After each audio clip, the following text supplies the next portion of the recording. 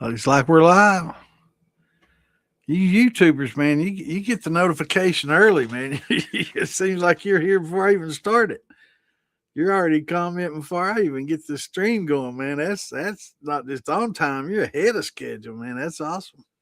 What's going on, James? Now, S May, I'm not sure what the S stands for. I'm just going to Smay. I know it's probably Stephen May or something like that, but I don't want to call you Smay unless that's all right. What's going on, Stephen? Good to see you, brother. Yeah, you know the drill. I got to make these links and get them shared. Clint's going to be a little bit late tonight. He had to run out and get him some smokes.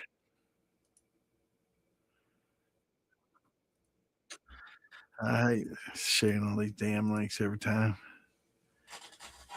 Miss comments. It's hard for me to multitask. I'm not real good at that yet.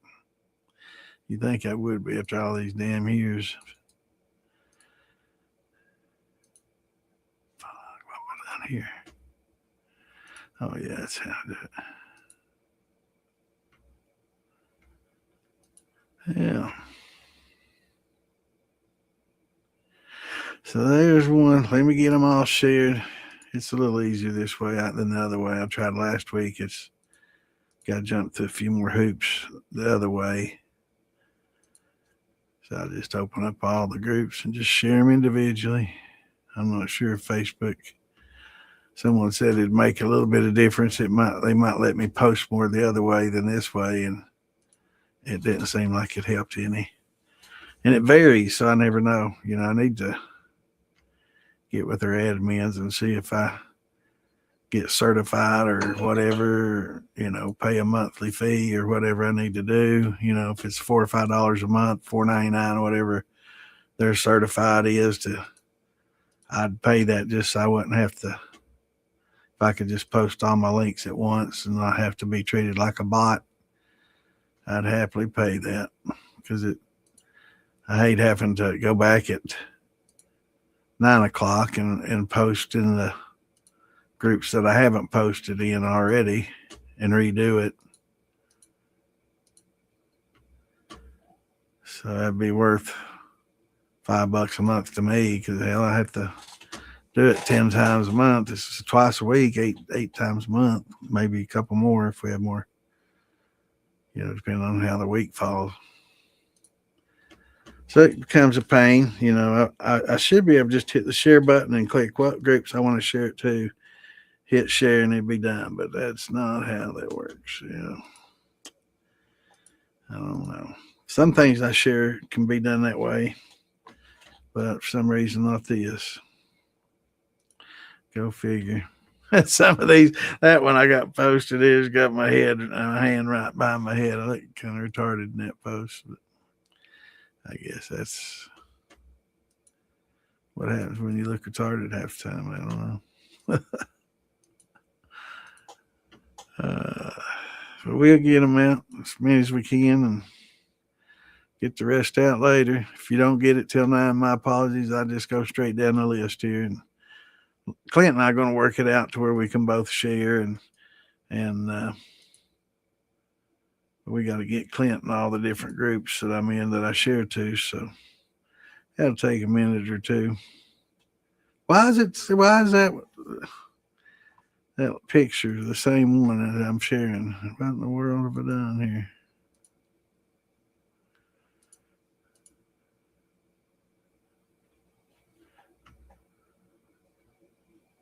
All right, now maybe it'll do better here. Let's see. I already shared it there. Is that okay? That's good. Hard to keep track of them all too. It should be a lot easier than it is, though. They're not making it easy for us.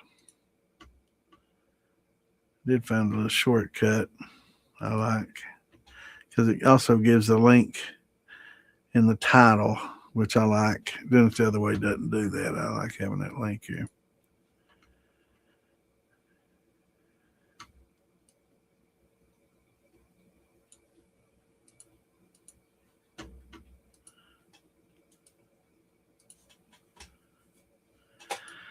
So I hope everybody's having a good week.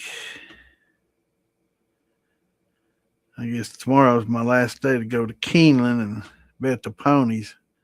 I enjoy doing that once or twice a year there. It's fun. A buddy of mine go, and on Wednesdays they got a deal where you can pay like $10 a ticket, and you get like 5 races, and you pick the winner. Is pick a horse for all 5 of those races, and it's got to win or show, right? So if it shows, it pays so much. If it wins, it pays more, right? So whoever gets the most wins the pool, and they add stuff to the pool too. You know, they do it to get people in there, advertise just to get people in there, and so you win like $1,000, $1,200, sometimes a couple thousand, and lots of nice gift cards for different eating establishments here in Lexington and stuff. So it's a lot of fun. My buddies won it a time or two, and they pay, I think, down to 3rd place or something in it. So it's a lot of fun. Pretty cool. I enjoy betting ponies anyway. I've definitely up on them. So I'll go in, I'll bet $20. I mean, hell, that's nothing to go to the track and bet 20 on it. Hell, let's see.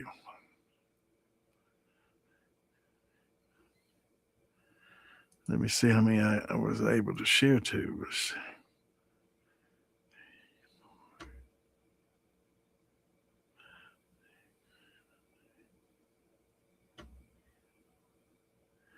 Maybe 10 or 11. That's a little less than usual. Yeah. Oh, well.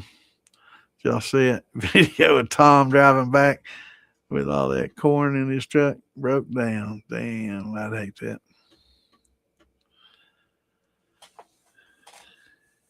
Yeah, it is a pain in that, Steve, having to do this every time. How long have I been moonshining? Since I was just a kid, man. I was probably 47 years, maybe a little longer than that. 50. Let's see, 50, yeah, about 50 years almost.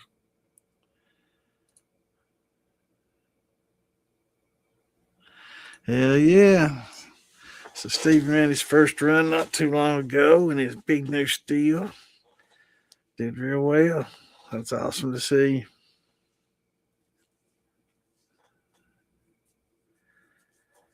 Yeah, I've been running about almost 50 years now. But I haven't run constantly every year, multiple times every year. It's not like an occupation or anything for me. It's always just been a passion and a hobby. I've always loved it and enjoyed doing it, and started getting into making wines, about 10, 12 years ago. Never was into much making beer, never was a big beer person until I drank some of that dark beer over in Europe and that stuff. I like that. But never been much of a beer maker. So most of the beers, technically when you make a mash, a grain mash like that, it's technically a beer. Just doesn't have hops in it. And all beer doesn't have hops. So, but I've always preferred whiskey or bourbon. Has always been my favorite. But I enjoy good corn liquor too, and a lot of other things. But I've always just enjoyed making it. I don't know, something even as a kid, it kind of something I started and just got into and enjoyed. Back then, it was just kind of just to be breaking the rules, and so we could have something to drink. But it's not like we couldn't get it. I mean, where I lived, we wasn't alcohol. We still prohibition was still in effect there. You couldn't buy it. It was a dry county, so we just ride our bicycles to the bootleggers. But it cost $3 or $5, $3 for a half pint, whatever, 5 for a pint, and a little expensive, so we didn't always have that money. So we learned to make our own. Got a little pressure cooker and some copper line, and made a little steel, and scorched the shit out of it first, probably 4 or 5 times, and learned as we went. And soon after that, I graduated to a little small copper steel I had for a little bit, and then I don't know whatever happened to that. I guess it got stolen, or someone, the buddies or somebody took it. I don't know whatever happened to it. But then started using the keg steel in the 80s when I went to school, college, and we ran a keg steel in college, and back in early 80s and used keg for a long time.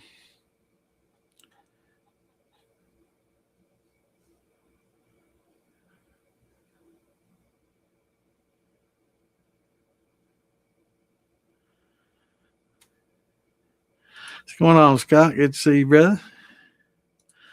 Dunkelbach Stout or Porter? What, the European? I couldn't tell you, brother. I just know it was this warm draft. It was in France, and pretty much we toured all of France, and I wasn't much into wines back then. I brought some back from my parents, but I wasn't really into wine at the time. Uh, but beer was okay, and that's what everybody was drinking. They were going over, they were going crazy over how good it was, and I mean, you could literally, like we have vending machines for pop here, Pepsi, Cola, whatever pop. There they had beer vending machines, so anybody of any age could buy it and buy beer and wine in the vending machine. There's kids like 10, 8, 10, 12, 14 years old drinking beer and wine and drunk on the sidewalk and stuff. And this was in the late 70s, early 80s, man. So it was a culture shock for us. We were young drinking too, but we didn't do it in public, and it wasn't publicly available like it was there. It was pretty wild seeing all that. It was definitely a culture shock for us. Yeah, it was just it was a dark, warm, dark beer, very full bodied, high ABV, but really tasty. It didn't taste anything like American blonde beers. Our beer tastes like water compared to that. I wish I knew more about what it was, but we just ordered a beer. They bring us a beer, big old mug full of beer. I guess they call it a pint in England, but we toured all of France and Switzerland and crossed over just at the border of Italy. But it was a pretty cool trip. Oh yeah, it was a lot more favorable. There he is. What's going on, man? No, not that easy. We'll go over those links though. I got a bunch more groups I got to get you to join, and then we'll divvy them up, because I don't want to give you all just the smaller groups, because a lot of those are my friends, groups and stuff. So I like sharing to them as well. So we'll get you. I'll send you my whole list of the groups that I'm in that I share to, and there's like 20 of them, and we'll split them up 10 each, and maybe we can change them out. But yeah, it'd be pretty easy. I want to show you how I share too, because I mean, you may be able to share easier than me. I don't know. I may have clicked something on here that's making it more difficult for me. I see other people sharing the same old way as we used to, and for me, I have to go through a couple of extra steps. So, um, it's, I don't know. We shall see. But you can probably go to Distilling 101 from the page, the podcast page, and just share it from there. Probably be the easiest. Just hit the share button, and actually, you may be able to hit the share button and get the list like I do from other places. I don't know, for some reason I can't on mine, but you'd think admin would be able to, but I don't know. It's just crazy. I click on the share button from there, and I click on group, and I get all the different groups, and it'll let me do them one at a time. But it seems like when I do it for other things, it gives me a list with check boxes, and I can just go down through there and check box all the different ones and hit send, and it'll send them to them all. I wish to hell I could do that here and just boom, just send them, to 20 places just like that and be done with it, and not have to take 5 minutes and be dead air and me sit there mumbling about sharing links every damn week. But that's what we got until now, until we get it figured out. We'll get it one way or the other. It works. Uh-oh. Damn, Clint. Well, it's Tuesday.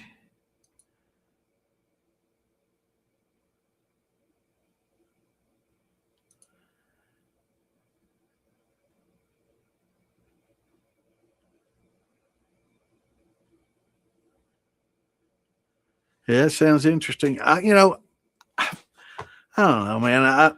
I'm more into wine now. I didn't really like wines then, but I'm more into the wines now. I've never been really big into beers, but I liked them. Is I would rather have whiskey, a shot or, uh, but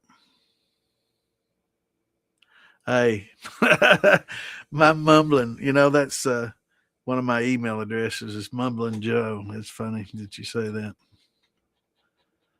I've always been a mumbler, talk under my breath, grumble, grumpy old fart.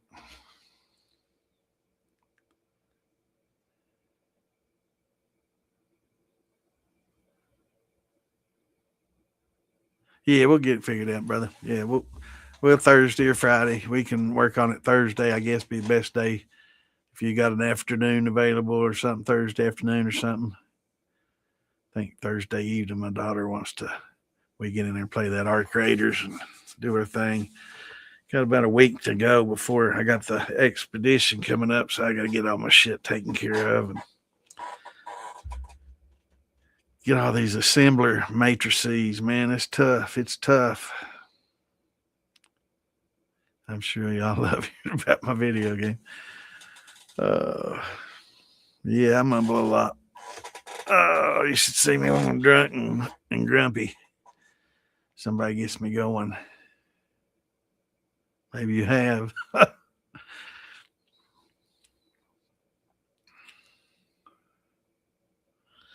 Awesome. Good deal. Was it corn liquor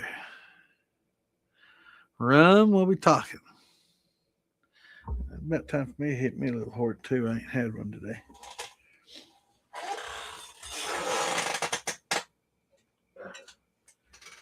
Trying a little bit of this Derek shot.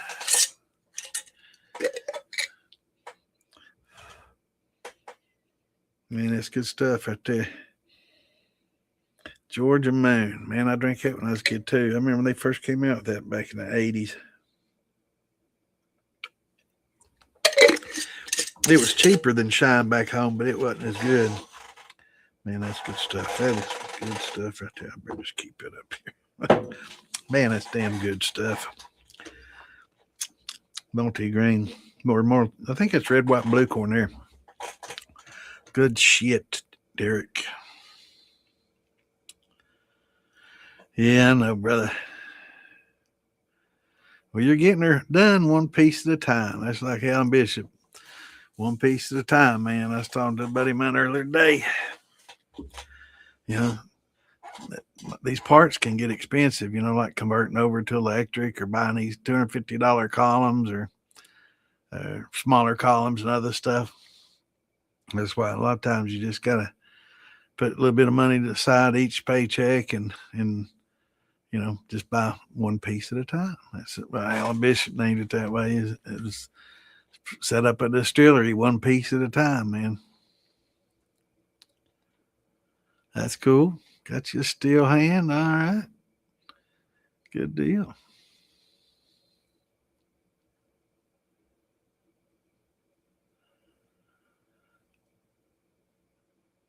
Cool. So you getting close.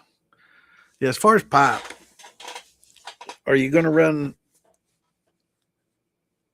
stainless spools, 2-inch spools? Is this something smaller? You're going to use copper? Are we talking about worms or? Because I really love the ferrules and spools and the stainless piping and the 1.5 and 2-inch that everybody seems to be using these days. It's the same what comes off a keg. It's definitely the way to go, man. It's so modular and being able to swap and do so many different configurations with it. It gets a little bit expensive, buying it if you can find a better source, some of this direct from China stuff, if you can get it, might take a month or two to get in, but you pay half price, or if you want it now, you can pay twice as much and get it from somebody local, and that's how they buy it and keep it and mark it up and sell it. That's business. Oh, Oh, I see. So this is for your cooling and drains. Cool. Just make sure you got a vent on it, or keep your trap on it to get your spigot. Oh yeah, for just you're not putting any drains in or anything. But if you do, make sure you put a P trap in there and a vent. I've done plumbing. I've wired houses and plumbed houses.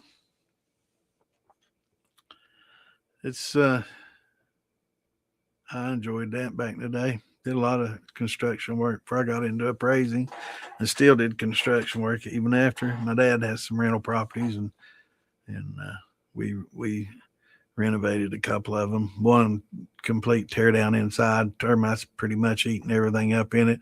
The wall frames was good, but right in the middle, had a lot of termite damage. Man, we had to tear it all the way out, replace a lot of floor joists, so it was pretty much a complete build except for the outside shell, and it was in pretty good shape. It'd been wrapped in some asbestos shingle, asbestos roll stuff that looked like brick and it wasn't asbestos, didn't have asbestos in it, so that was good. But fiberglass, not asbestos, fiberglass roll, mineral roll, and is that old stuff that looked like brick, and we were worried it had asbestos in it, but I don't think it did. And we just put some vinyl siding over that. The house, nice 2-story house, but I rewired and replumbed the whole thing top to bottom and took out an old fireplace. It wasn't actually a fireplace. It was a vent for a coal-fired steam. I mean, it's an old building. So I took out the old vent for that and redid the roof, and we re-roofed it, and did pretty much complete build though. I've done that and wired a few shops for my buddy and for some friends, help them out. Helped them. I didn't do it all. I helped them. Technically, legally, I helped do it. Right. So technically, if you do your own, you can just get a permit. But if you do it for somebody else, you have to have a license. And yeah, we got around that.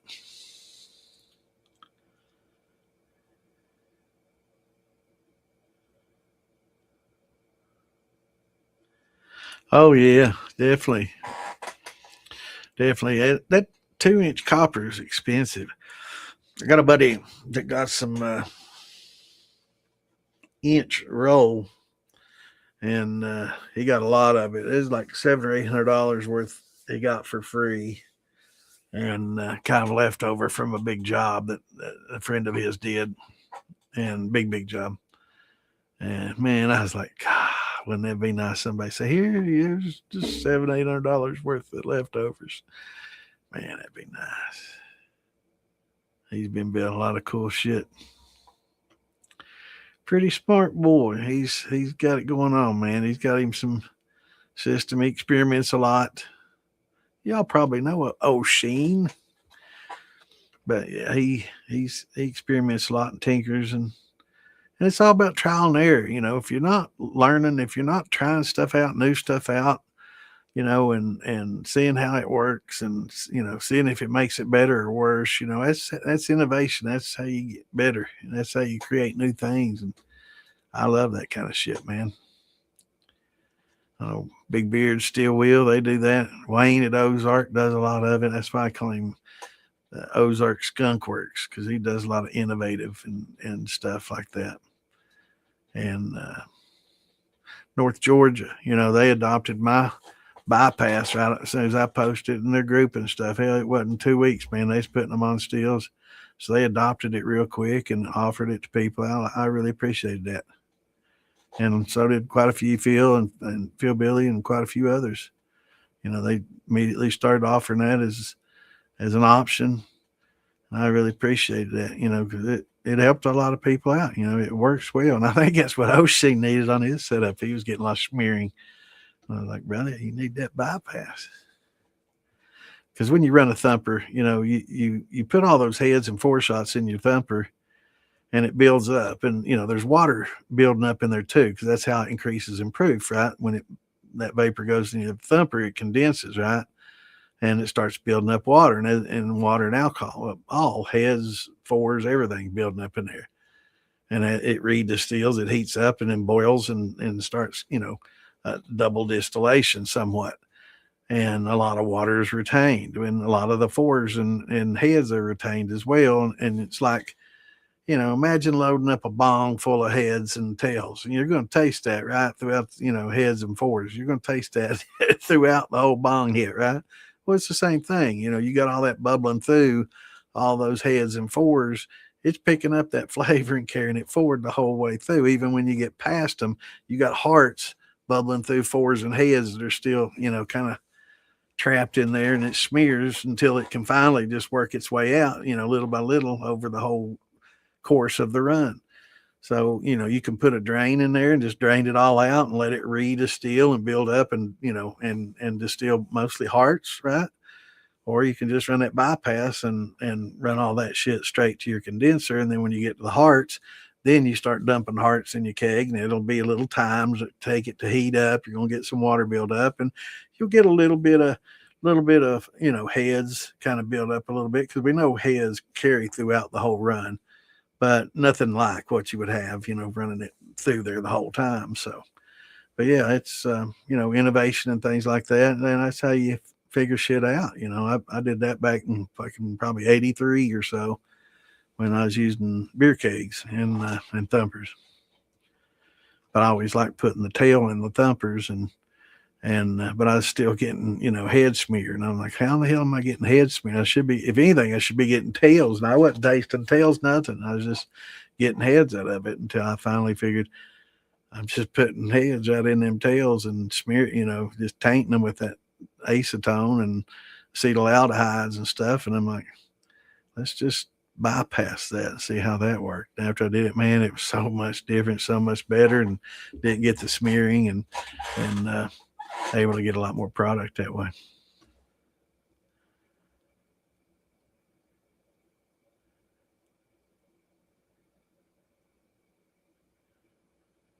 Yeah, it goes a lot quicker, and it's pretty much, I guess, as you increase in still size, you need to increase your output size, right? So, I guess if you got a 10 gallon, 5/8 to an inch is pretty good, And if you get to a 20, you need to get a little bit more, inch and a half, inch and a half, 30 to 40, 2 inch, 60, 80, maybe 4 inch, anything bigger than that, you're dealing with big bucks anyway. But, but it's proportional, and the time of the run is proportionate, pretty much proportionate as long as you step it up equally.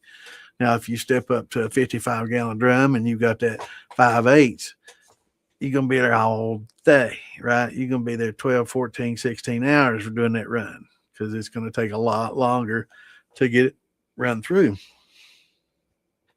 But if you proportionally increase everything, proportionately as you increase your still size, surprisingly, the run times are fairly equal up to a point, and that depends on your heat as well, Yep, and that's what Clint's saying there. It's as long as you proportionally take, size that up as you go up in still size, it works pretty well. I was talking to somebody earlier today that ran, they were running 10 gallons and it took them like 8 to 10 hours. That's low and slow as you ever want to go. That's very slow. For me, I get a drip about an hour and 15, hour and a half. I'm getting a drip, and within 4 or 5 hours, I'm done with the hearts. And after about 6, 8 hours, I'm at the end of the tails if I run it all the way out, like that, and that's running on electric, on a stove, that's, when I say that, everybody's, oh, you're not supposed to run on a stove. But as long as it's, it's an electric element, and as long as it doesn't kick on and off to cycle and maintain heat, it's fine. But the ones, if you look at your stove and when you're boiling water on there, if it stays glowing, then it's pretty much, when you're on like medium high to high, as long as it stays on all the time, you're good. But those that are thermostatically just shifting, that's more like a PID, and it's, it's not as good if it fluctuates heat on, off, on, off, on, off. Some of them do that, some of them don't. Mine doesn't. And it does on the lower settings, I guess, to maintain the heat. But once I get it up to like 3/4 to high, it just stays on and never cuts off for hours. And I can run for 4 to 6, 8 hours, and it never cuts off. I've run 12, 16 hours, running double runs and triple runs and stuff, and it never shuts off. So but those stoves work fine. Mine covers 3 burners. It's got 5 burners on there. The middle one's like a warmer, and I turn that warmer full blast. I'll turn the back one full blast, and the front one full blast. I think the front one's like 3,200 watt. The back one's like a 1,900, 2,200 watt, something like that. And then the warmer.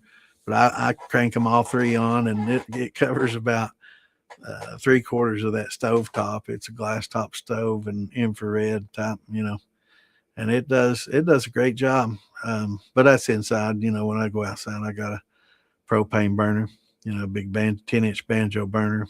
Got a couple of them.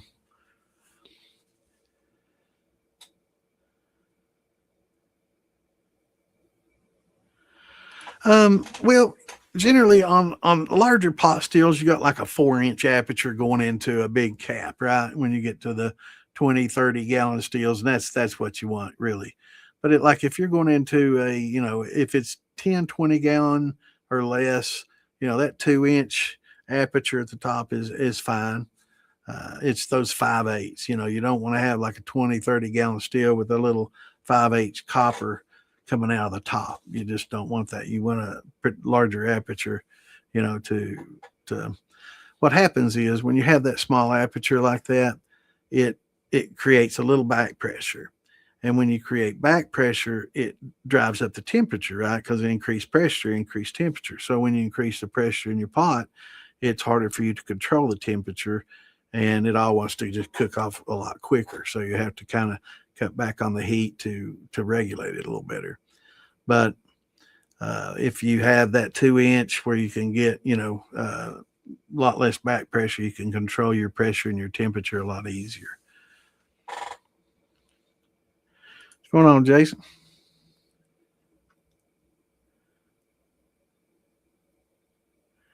But yeah, like getting 20 or 30, if you run a column on a 20 or 30 or larger, definitely want to get you one of those 4-inch columns or 4-inch sight glass with bubble plate, however you want to go. Some of them do the stacking tees so they can have like a little viewing window and put a little plate inside the tee. Those can get expensive. They're also real heavy.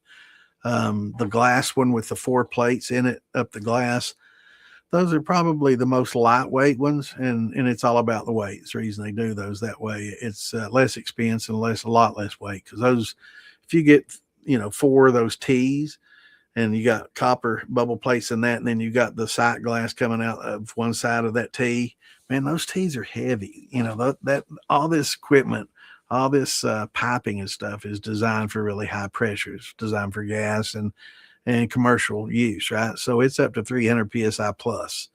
All these pipes we deal with 3 to 5 psi.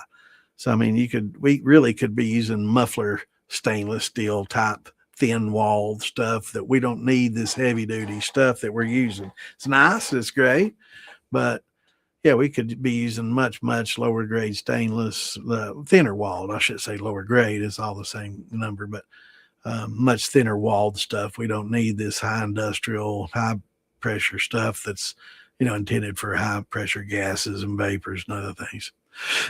But yeah, so it'd be nice if they did come out with a light line, just with elbows and T's and valves that were lighter for 100 psi or less, or even 50 psi or less for the lightweight duty. It would be awesome. What's going on, GW? Good to see you, brother. What's up, Gip? How's it going, man? Good to see you. Hell yeah. Let's head for the shotty shot. How's it going, GW? Are you drunk tonight? You ain't got started yet?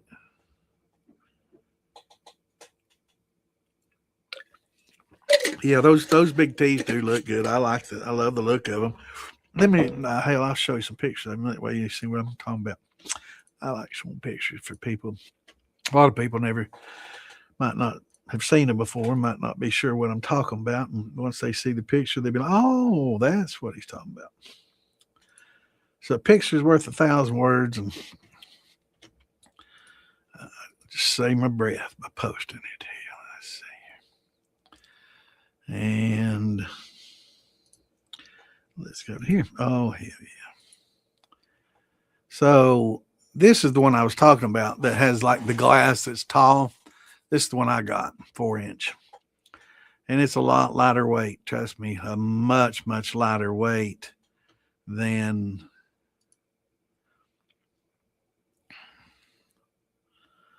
let's see here. Dang on, I wish you'd just go to all files instead of. I know I got a picture. Here we go. One of these. See, that's just tees right there with bubble plates. Now those are nice. They're nice as hell to look at, and you can stack them. As many of them as you want. And you can stack these glass plates as well, and it's a lot lighter, less weight. But basically, that's just a stainless tee.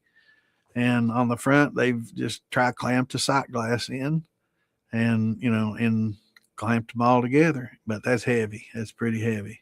But they work well and they look good. But they are heavy.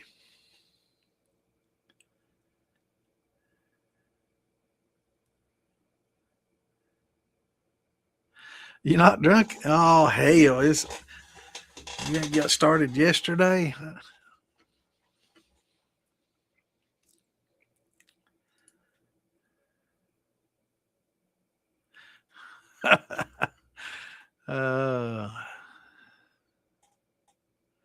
Yeah, I'm working on it too, man. Somebody's noticing this Saturday. They're like, "Damn, Santa, you done had about 4 shots. Your nose done got red."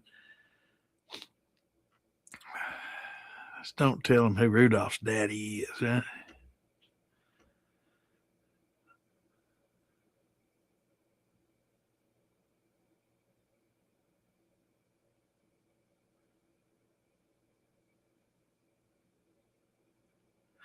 Yeah. Well, I mean, you can use a spool packed with copper, and I don't mean when I say pack, people think, oh, packing it in. No, you just loosely roll it up and let the vapors flow through it, and it picks it up. You don't have to pack it in, and you know that's good, brother. Sometimes we got to, man. Sometimes we got to, brother. I've been having to cut back too. I ain't been feeling real good lately. I got, my doctor told me I need to cut back too. They got some tests back and they didn't look all that good. So if you want to live, you better cut that shit back. So I guess I got to cut back a little bit.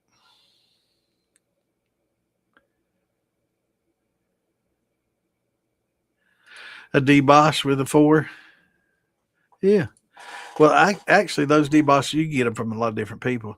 Right now, you can get for $99 on Amazon. I'm gonna buy another one. I'm gonna put it on keg. I'm gonna start buying them, putting them on kegs, and just sell them. Make a little money. Get people going. Get them something good because that's a nice little setup. You can get $99. I think it's $100 bill. But that and a keg, you have about 135, 140 in it. Put a little ferrule in the side. Probably, pay somebody to weld that in. Probably another $50, $75. I don't know. But have a couple $100 in it. Sell it for $3. Make a little. Get somebody a good little setup. Get them a controller and a heating element. They'll be ready to go, man. So that's the way to do it. That or I don't want to say it. If you're going to get mad if I mention it. So maybe I'll just flash the picture up there. But yeah, this right here, it's a lot lighter weight than the tees. And it'll, yeah, well, I mean, the 10-inch banjos with 200,000 BTUs, those are the bomb. Definitely, they do great. But, it's a pain in the ass, and it's more expensive to use the propane. For most of us now, some people live in an area where electric's really expensive, and And for them, getting propane, is cheaper. But, a good, good 10-inch banjo burner like that, I mean, 300,000 BTU, depending on what you get. That's and how many PSI it is. I think that's a 20 PSI regulator there, and on a 10-inch banjo. And I think gas one. There's a few other. I think mine are gas ones, but a few other places have them. That is exactly what I got right there. And you can get little Ys, to feed off of 1 5-pound, 10-pound cylinder, whatever you got. And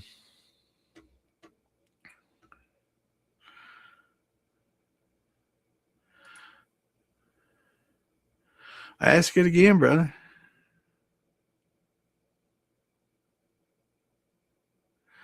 I don't. Well, I think some areas will allow it, and of course, it's going to be legal jars, and from a legal distillery. But as far as you're talking about the new law, I read into it, and I forgot to post that on the group page. I'll post that in Militia and in the DIY page. But as far as the law goes, basically all they did was overturn a law that said you couldn't do it at home. But that doesn't mean that you don't have to get a permit.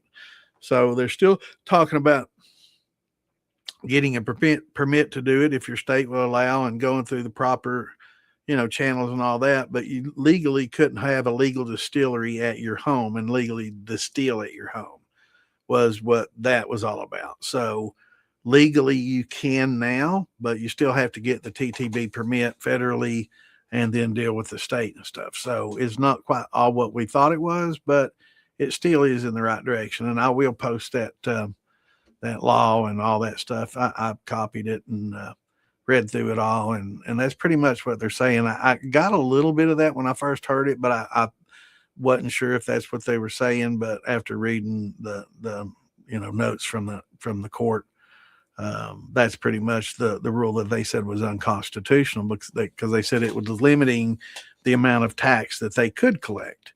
So instead of saying, it's legal for anybody to do at home, which they didn't, they're just saying the government was reducing the amount that they could actually get a tax from by saying that somebody couldn't do it at home. They had to do it from another building. That doesn't mean that states can't, have regulations within so many feet. You can do it in your house as long as your house is so many feet from other houses, or, any other industries or things like that. That'll be a state thing. And I'm sure there'll be a lot new regulations coming down because of that. But that's, but before this, you couldn't just distill at home, even with the proper permits. So even the people that were distilling for fuel for their cars had to be outside the home in a garage or a shop or something, detached and so many feet from all this, that, and the other. So now they're saying that basically you can just do it in the home.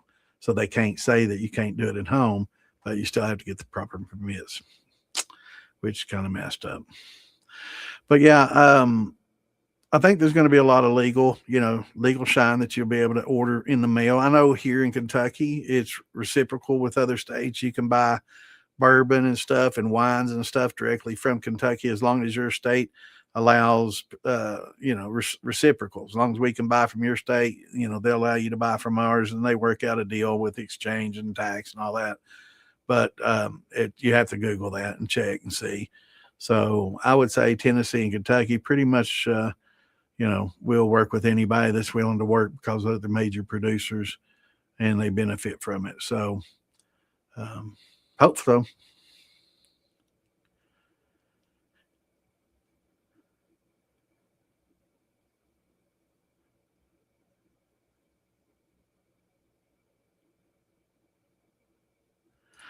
Yeah, ramping up to a half inch.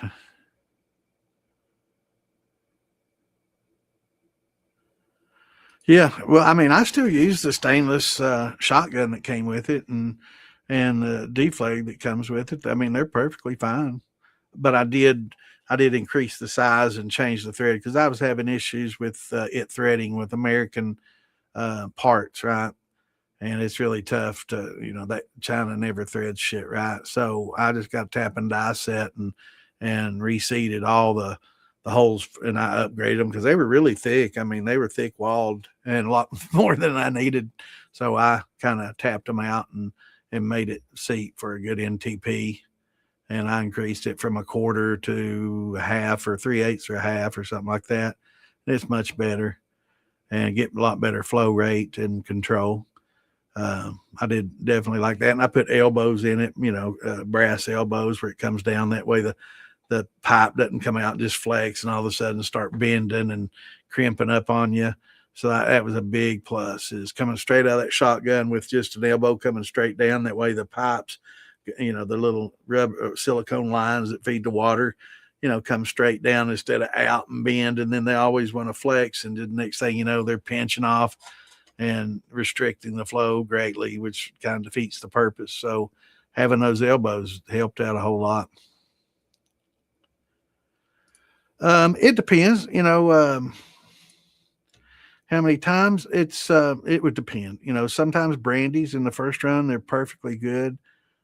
Sometimes grains running through the first time are perfectly good. Sometimes, just not right. Got a little earthy or got some notes that you don't particularly care for. You can run them again. I like running things, certain brandies and certain things. I'll run 2 or 3 times, and it cleans it up. If you get some muddied flavor, I do like to do it kind of. I pour it back into the back set and rerun it. I'm trying to think of like a cognac. And when you do cognacs, you build a lot of flavor. And sometimes that flavor can get overwhelming and build up too much and it gets muddy.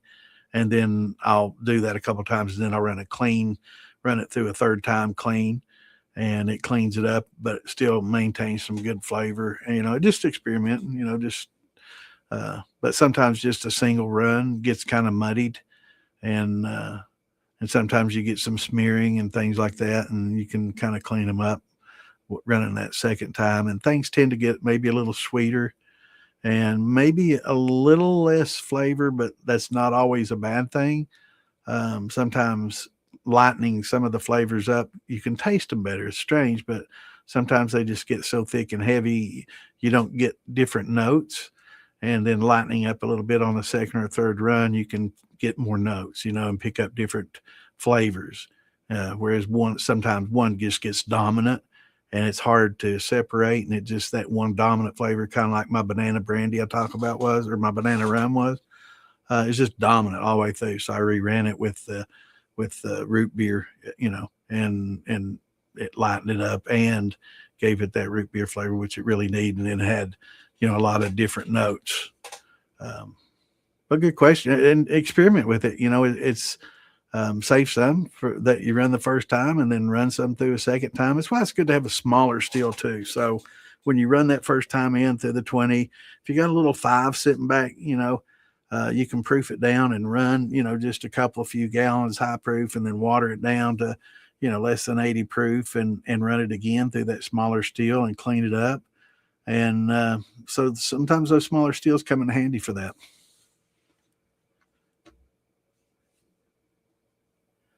Yeah. Yeah. A lot of people will strip, you'll just get through it quick, not even make cuts, just separate the alcohol from the mash and strip through it all, save it up, proof it down, and then run it again and then make your cuts on that. A lot of people like to do that as well. Especially if you have a lot. If you have a bunch to go, you want to, because it takes a lot of time. It's very time consuming.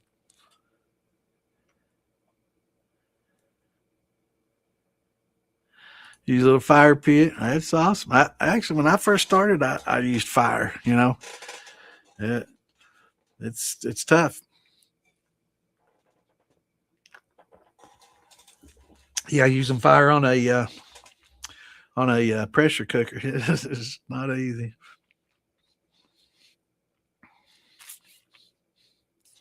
Yeah, it is good to do that way, especially if you got a bunch to do. If you got like 60 gallons and you got a 20-gallon still and you got 3 runs to get through, strip that shit, put it all off to the side, strip it all out, run it all out.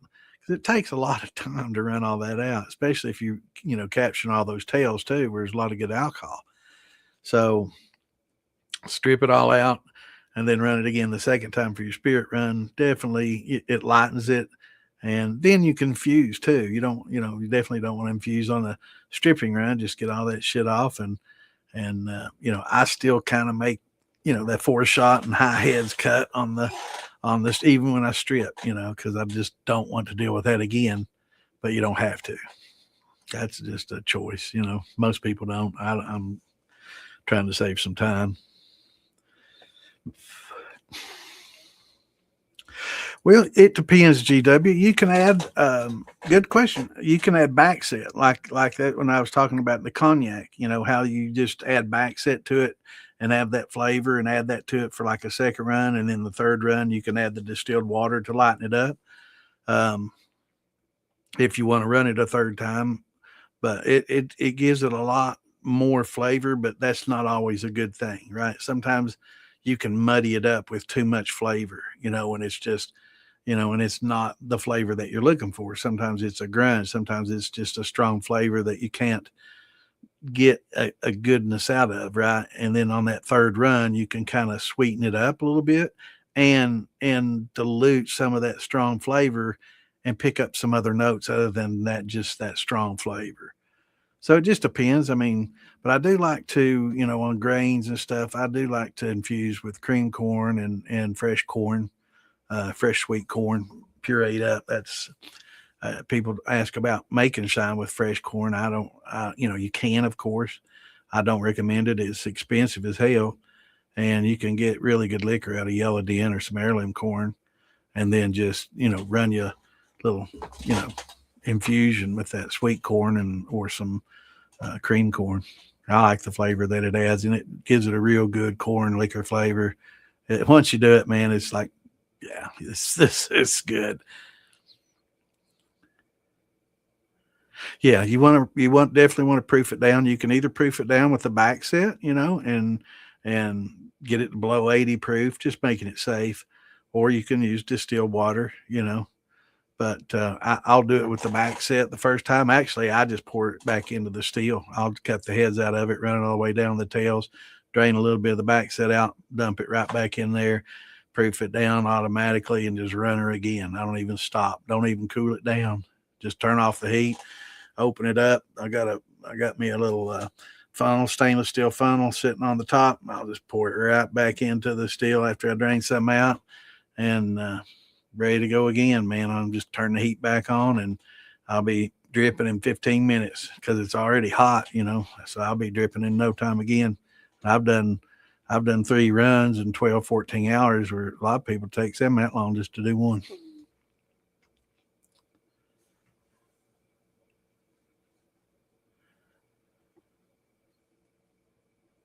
Yeah, you can use more mash to temper it down, or you can use back set with all that. See, all that back set flavor, that's all it is flavor. You've removed alcohol and a lot of the water out of it, so it's just concentrated flavor. And sometimes it's two, but running it again, and that carries that flavor over for the second time, and then maybe the third time I'll either run just with distilled water, or I'll dilute it down a whole lot so I can get a little bit lighter, little lighter flavor coming out of it on that final run. I do like that. My grappa was a triple run. I do a lot of triple runs. A lot of people just run once and one and done, and that's fine. Some liquors come out fine that way. But a lot of times it's that second run will help clean it up a lot and get that, especially with your cuts. It seems like it's a lot easier to, get heads out with that second and third run.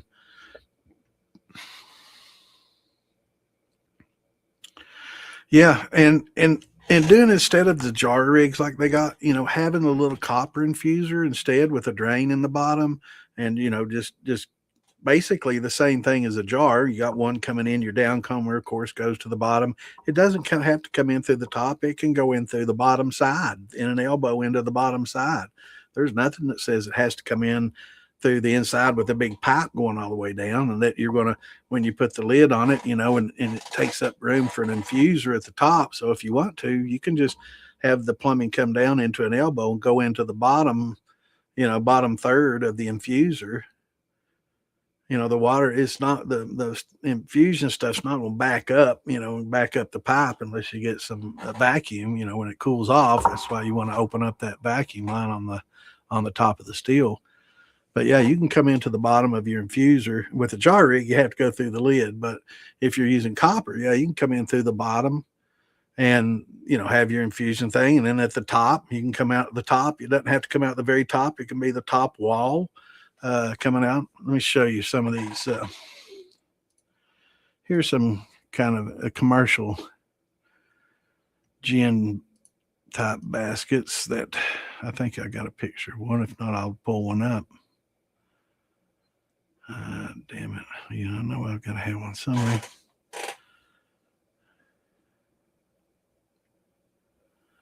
Well, shit. That ain't it. Daggone it. I know I got one somewhere, but it might take me a little time to find, and I don't want to take all day here. Let me see. Again, I need to put all these files. I got hundreds to look through. That's why it's tough. I try to separate charts from pictures that I use. Let me pull one up online here real quick. I don't have one. Remind me in about 15, 20 minutes to send the rest of those links out too.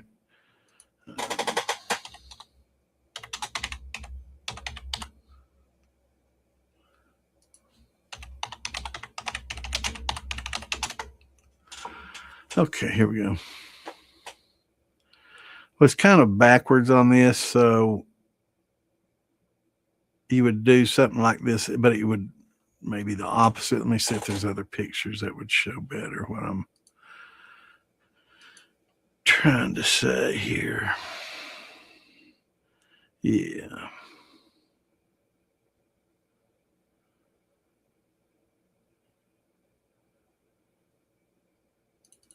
Okay, here, let's just go with this, and I'll explain it with this picture best. Okay. Now, this is a gin basket. It's a 4-inch copper gin basket. Now, imagine this 4-inch enlarged to a 6 or an 8, so you get a little bit more volume.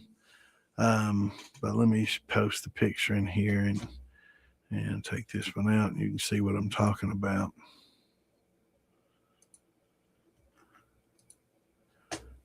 Come on, put it up there. Let's see, screenshots. Okay, so this is basically a gin basket. Now you don't have to, but you see this on the bottom left. Now you can put that elbow coming out and then up, and that way it's coming in and down into that.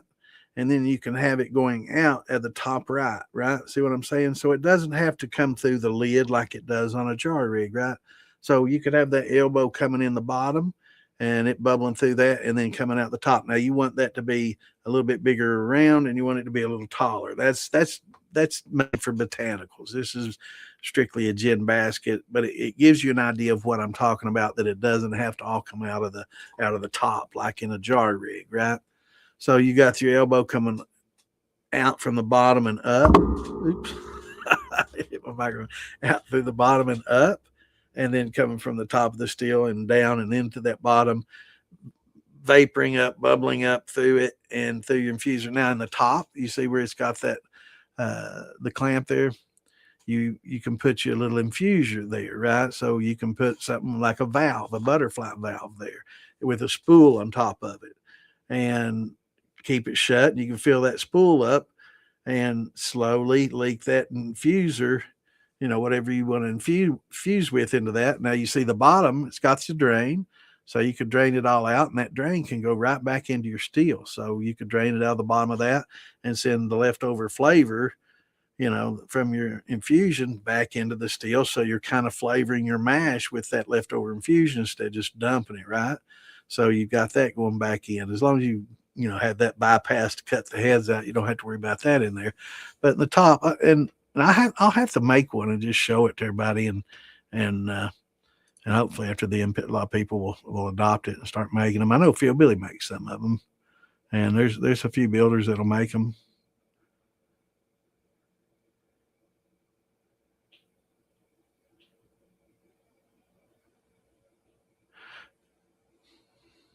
Yeah, well, the bottom fed really don't have to trap it because it's coming in from higher, and the vapors just put it in. So if it backs up into the line, it's not going to hurt anything. It's got the pressure behind it where it pushes it through.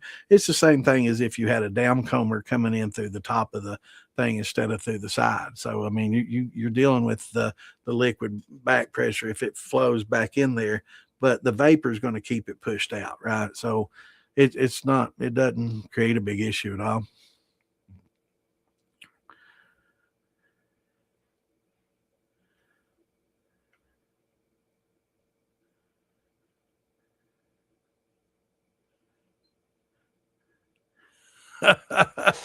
Oh, GW getting drunk. Oh hell, we're gonna have to. You got your fans only page set up, brother. You put your link in here, man. We all these ladies go check you out. GW, man, you character.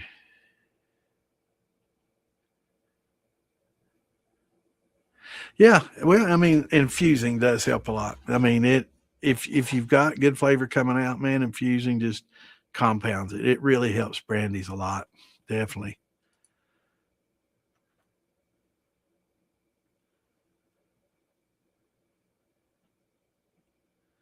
He wouldn't be able to post them anyway. But we post your fans only link. uh,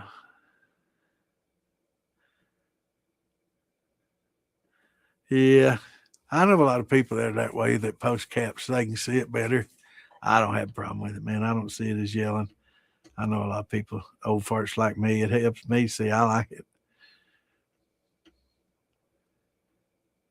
Yeah. It's just well, they're trying to click it, but yeah. So it's just basically a gin basket, but it's just slightly modified. I mean, you don't have to go in through the top. A lot of people like to go in through the top, just like a thumper, and that's fine. It's the same thing. You know, if you go in through the top and down with a downcomber, it's the same thing as going in through the bottom side. As long as you don't elbow down from the bottom side. Now, if you do that, all your everything, you're not going to be able to you know, that's for basically if you wanted to, yeah, you could have that elbow. Let me put that back up there. Yeah, you could have that elbow coming the lower left out and down, and then the upper elbow coming out and down as well into your condenser, and just use this for botanicals. So with the infuser I'm talking about making, you could, definitely use it as a gin infuser just as well. And that's the way the gin infusers work. You come up from the bottom with an elbow like that, and the steam goes up, and steam goes through the botanicals that are stored. You can kind of see a little bit of the basket at the bottom of the sight glass there. That's what holds those botanicals, and it steeps through those and comes out the top, right? And it just vapors through all those botanicals and picks them up. And that's how, you put your gin pouches in there, and you can take that clamp off and put more in, take your gin basket out, basically a basket or a little bag of botanicals, take it out and refresh it. And and then just reclamp it.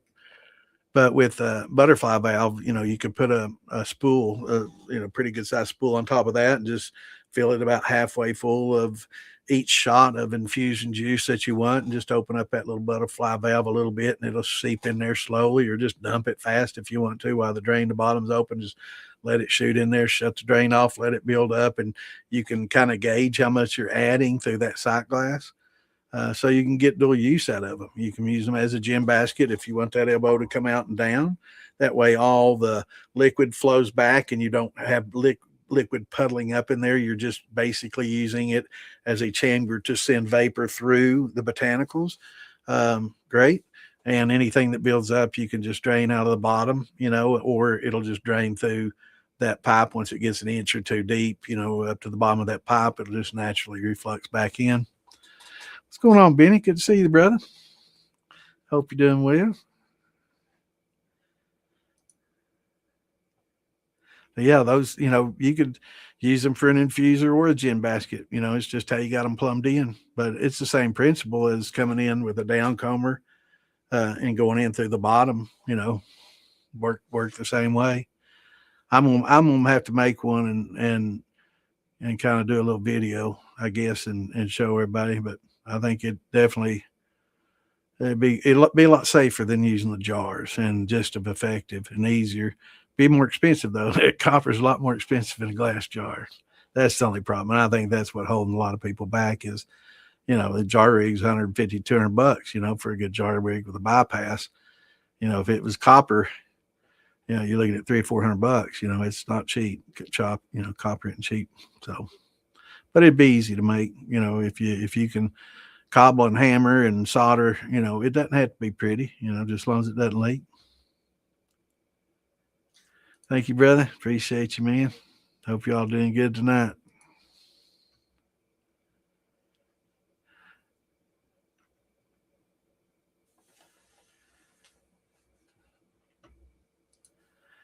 Let's get 2 6-inch T reducers with caps.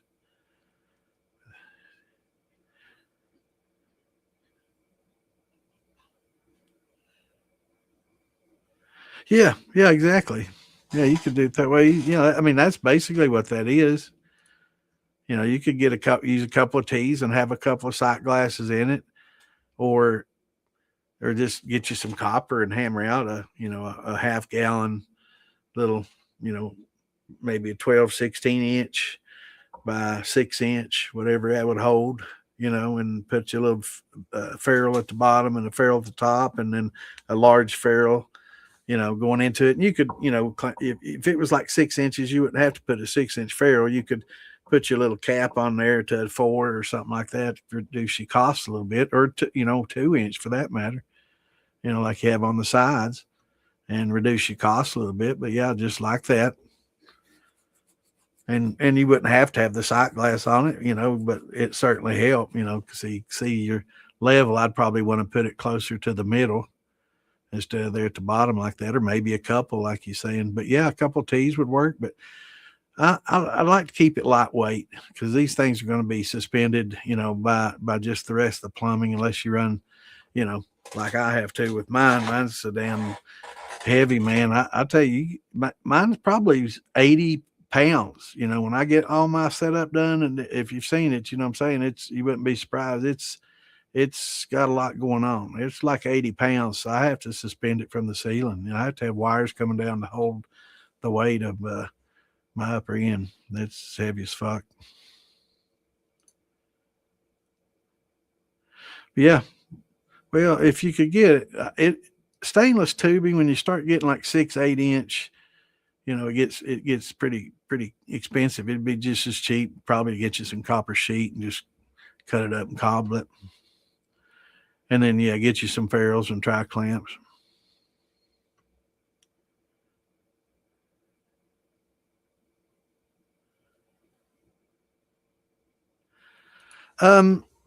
There are some distances that you want to kind of maintain. Like going to your thumper, I see a lot of people put their thumper and it's a pretty good distance away. And by the time a lot of the vapors get there, they're like 175, 180 degrees. They've cooled off. So they're already starting to condense by the time they get to the thumper. And it takes longer for it to heat up, and it doesn't work as effectively, and they tend to fill up. If you got a thumper that's filling up on you, it's probably because it's getting too much condensation. It's not getting hot enough to redistill quickly enough, and you're getting more condensing than distilling going on there. And I've heard people putting a second burner underneath that. I wouldn't do that, but keeping it closer to your still helps a lot. I've seen people put pipe insulation, on there to keep the temperature up and to hold temps better.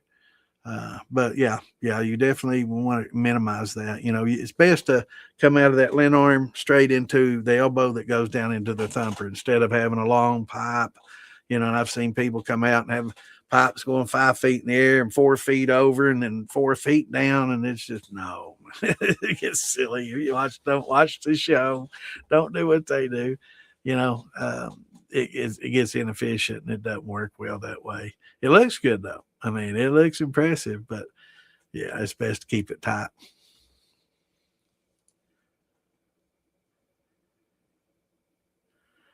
I know, man.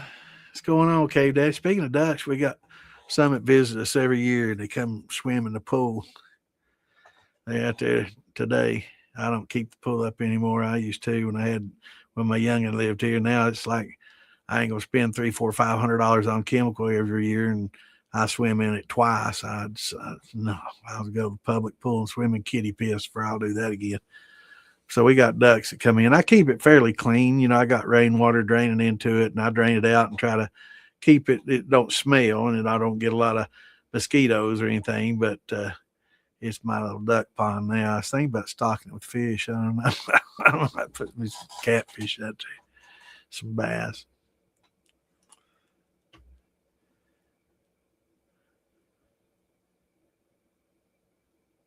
You can put a sight glass right in the middle of it if you had a big one. Yeah, that'd be a good idea. But I'd be worried about that cracking too. And you had that. So one of the reasons I want to do this so it's safer to add an infuser that it's good to heat it up. You can warm it up in the microwave and have it good and hot before you pour it in there. That way you don't have the temperature drop. You definitely don't want to put cold infusion on them jar rigs, because it's going to pop them fuckers every time. So you want to heat them up, or if you have it in a jar, just if you have a flat top on your steel, you can just set it up on top of there and let it start warming up and getting warm and heat it up to about 200 degrees, 180 degrees. And that way, when you put your grill gloves on and dump it in there, it won't be a big drastic temperature change and break your glass. Yeah, keeping your worm at a distance is fine. Yeah, absolutely. You want it to condense, so that's not a problem at all. Absolutely.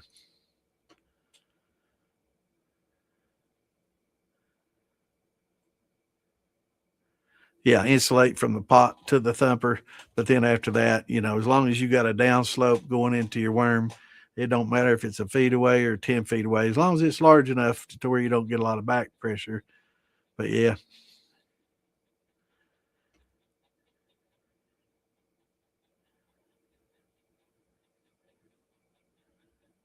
Right.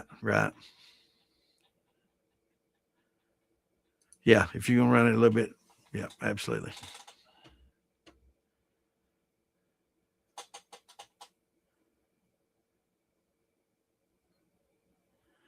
It might. It might have. You never know. That's my heat sink, man.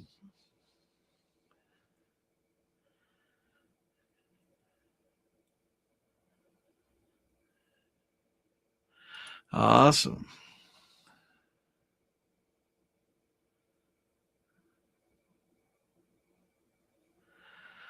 Yeah.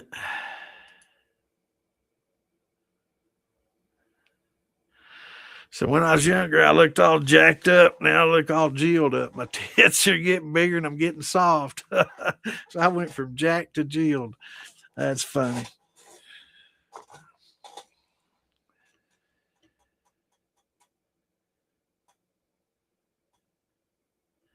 Yeah, actually, I've got a valve on top of mine, GW, right on the top of my steel. I got a valve, and as soon as it's done, I open it up. I don't care if a little steam comes out; it ain't gonna hurt nothing.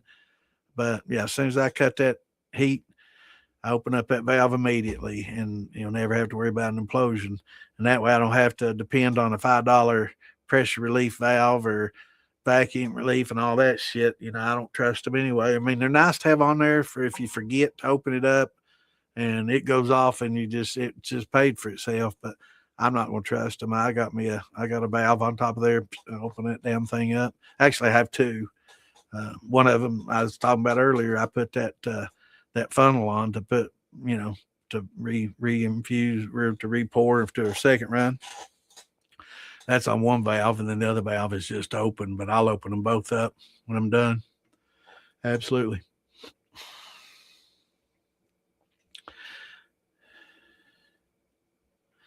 Fumes, yeah.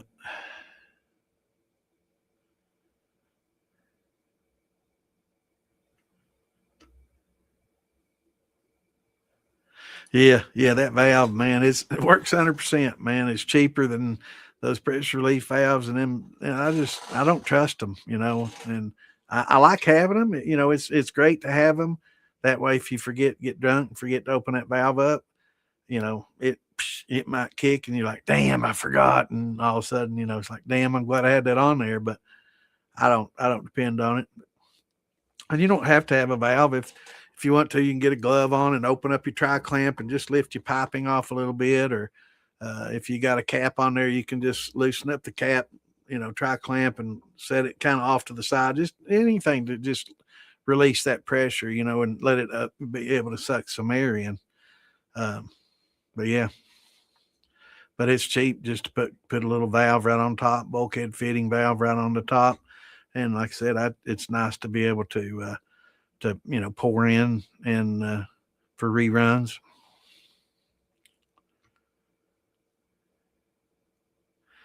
You got something going on. Awesome, brother. Well, let us know how it works out this weekend. Good seeing you, brother.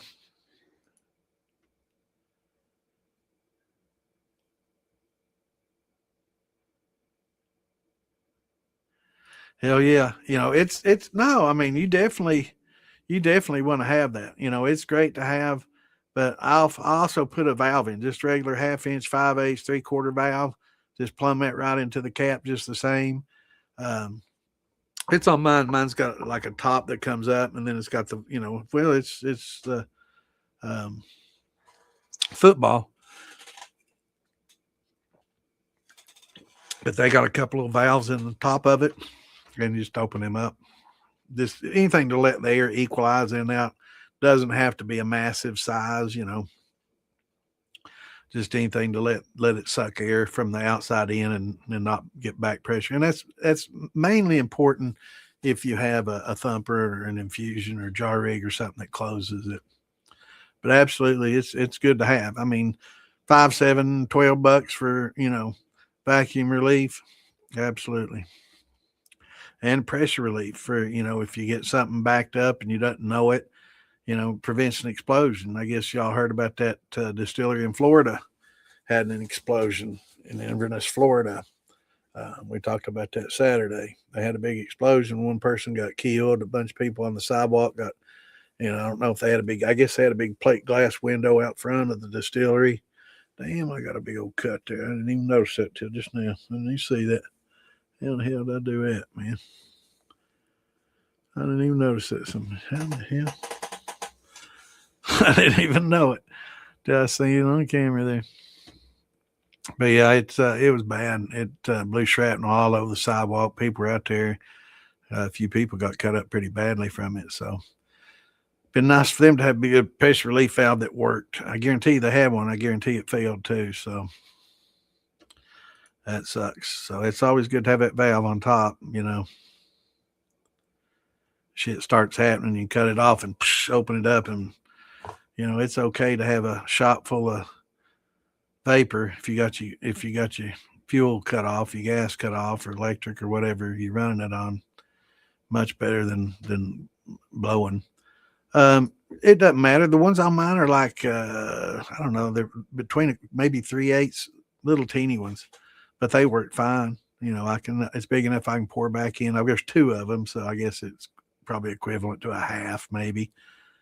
But yeah, 1/2 inch valve, 3/4 inch, anything, just let the air, now of course, if it was probably a 300-gallon steel or something like that, a big ass steel, you want to have a little bit bigger valve, but for a small 20-gallon, 30, 15, something small will be fine. And for something like a keg, I mean, I guess a keg can still implode, but they're pretty stout. I wouldn't worry about a keg as much as, it'd probably suck the liquid back from the thumper before it would explode, but still, or implode. But yeah, it's good to put a valve in them. 1/2 inch, 3/4 be fine. Little ball valve.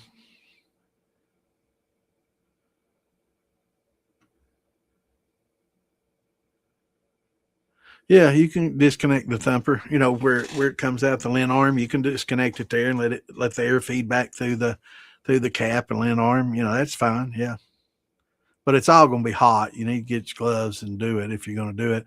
That's why I like having just that valve. It's got that little rubber handle on it and it doesn't burn. and you can just open it up real quick, and it's easy. That way you don't have to get the grill gloves on and start messing with tri clamps and all that, you know.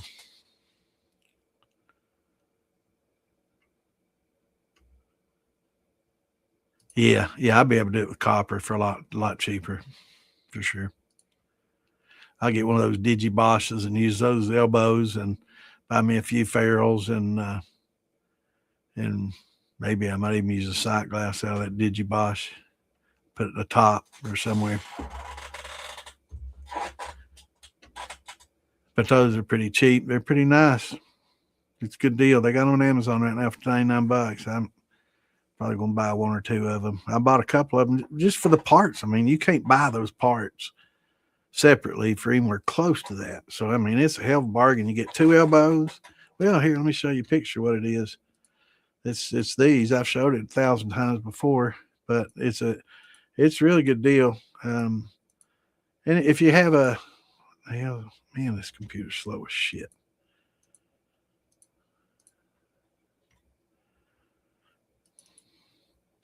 This right here. So you got a roughly a 2-foot spool, 16, 18 inches, 2 foot. I can't remember. And then you got a sight glass. So that spool right there, that 16, 18, 20 inch spool, that's probably about $20, 20, 30 bucks. That sight glass, $26. The phlegmator right above that, probably about 30 or 40. So we got 25, 25 roughly. There's 50. That's going to be at least $40. That's 90. Elbows are like $12 a piece. That's 24. You're at 120 some, and then that big shotgun condenser stainless, that's probably about $60. So you're at about 130, 40 plus the little spout at the bottom. That's 150, $60 easy in parts, not to mention, you know, the small plumbing that runs them and the copper mesh they send along with it. And it's got a little digital thermometer in there that I don't know that's ever worked. Everyone I got hadn't worked, and I don't fool with them anyway. So, but $99, free shipping on Amazon if you got Prime, I guess. But yeah, they're pretty nice little, and you can take them apart, so you can use these parts for anything you want to. Once you get a couple of these, you can start, you know, different configurations. You know, you could come out of your steel with a shorter. You can put that sight glass right at the top of your keg, right? Have that the first thing, so that way you can see if it's puking or not, right? Go into your deflegmator, go into an elbow, and then go into that 16 inch, go into another elbow and straight down into your thumper or something. And, you know, and use this shotgun condenser coming out of your thumper. I mean, there's a lot of, once you start buying these parts, they all configured, and you can, just like Legos, man, you can start creating stuff and mixing and matching and making all kinds of stuff. Philbilly has them too, yeah.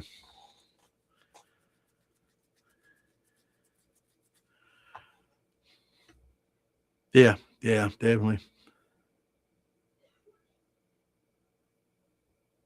Oh yeah, once you part out the digiboshes, man, those parts add up. They add up to a lot. You know, it's a good value. You know, I mean, Phil's got great deals on stuff, but he can't compete with like China, you know, and the places that manufacture it. I mean, he gets a decent deal on stuff and he'll resell it, and you know, he's in the business to make a little money. So, you know, if you can get it from him for $130 or Amazon for 100, give Phil $30, you know, and help him out.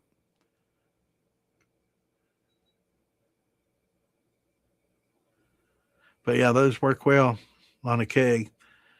But there's a lot of stuff that you can't get on Amazon. That's where Phil and a lot of them come in handy, is making caps, you know, and making nice horse heads and stuff that'll, you know, we're making these jar rigs, or making, you know, the gin baskets like I'm talking about, you know, copper rigs for infusion rigs, you know, things like that. That's where they come in really, really handy, because nobody else has that kind of stuff. That's the only place, you know, Wayne, Phil Billy, a few other guys that make that, you know, that's where you get these custom parts from, you know.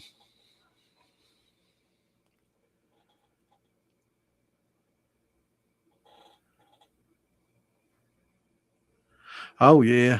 Yeah. Phil Billy stuff's top notch, man. So's Wayne's. I mean, Both of them make some of the nicest looking stuff.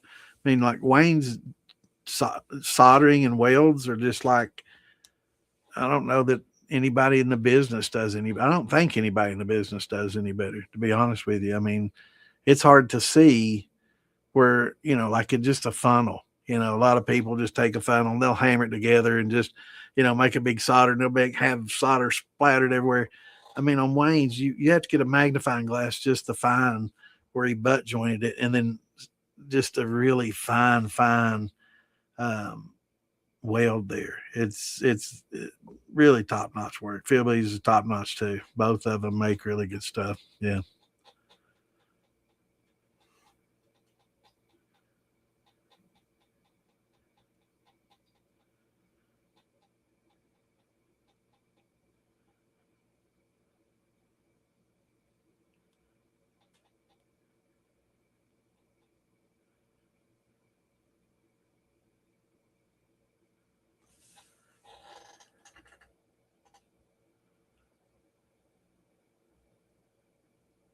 Yeah, it's definitely, you can definitely, especially when you're running on Thumper for sure. Yeah, Phil's welds are good too, but I don't think nobody's are like Wayne. I mean, but is it overkill, over engineered? Maybe. I don't know how much time he spends doing it. I don't know how long it takes him, but I mean, I've never seen any better. I've seen a lot, man, but I can show you this funnel I bought off of him. And I mean, I literally had to take a magnifying glass to find the freaking seam between the two. And it's just so fine. And there's no splatter. Hell, I'll go get it. I'll show you. Hold on.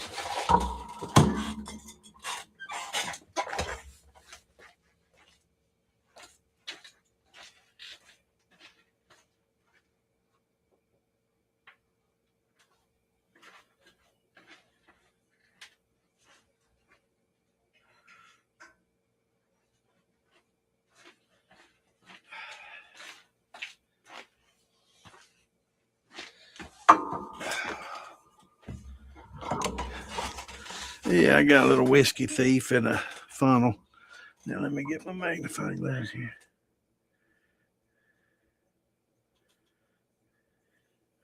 I have to look at the inside. All right, from the outside,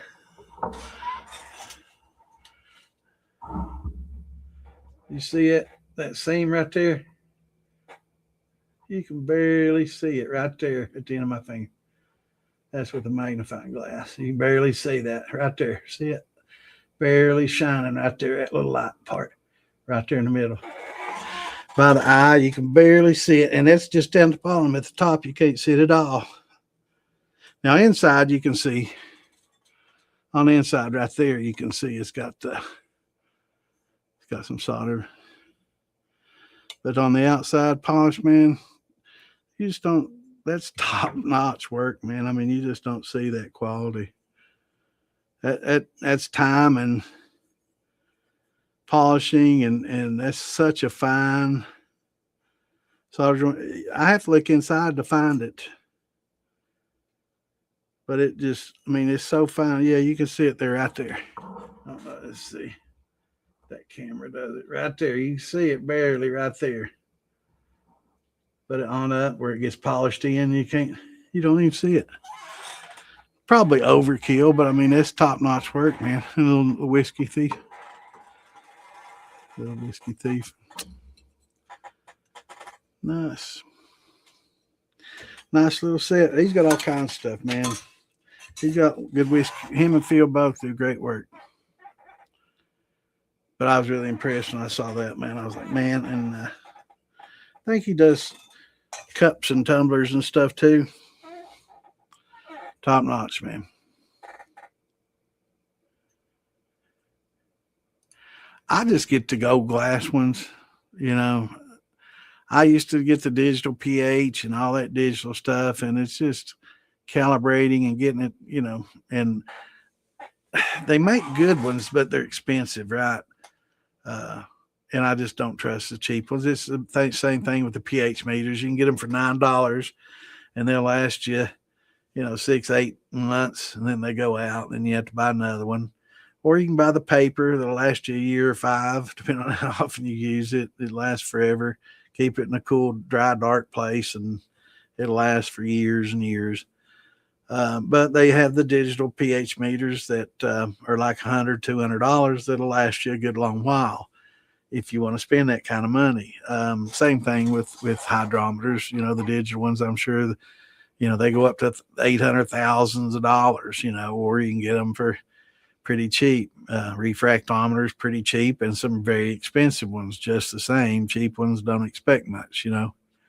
Um, but for $4 each, the glass ones work just fine. And I get them in a 3-pack for $12, and $4 a pop, and I buy them 3 or 4 at a time, and every once in a while they'll break. Inevitably, they're very fragile, and I'll just get another one. And after I go through 2, I'll have that third one, and I'll order again.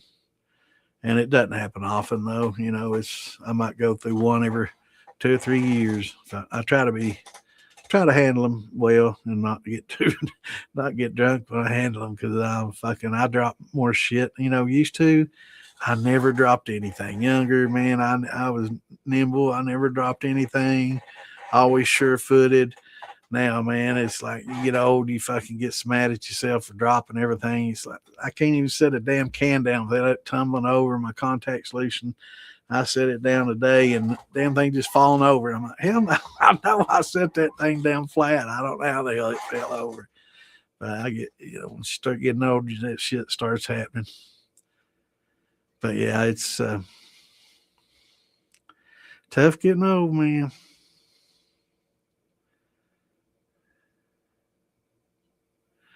Awesome. Good to have you. We're going to call you Cy Young.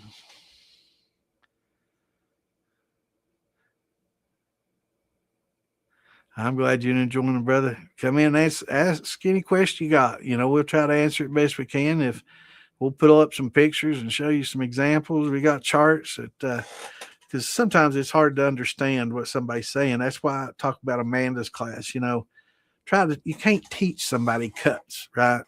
You just can't teach them cuts. So hands-on, experience is such a good way to go. Amanda's classes and stuff that she's got.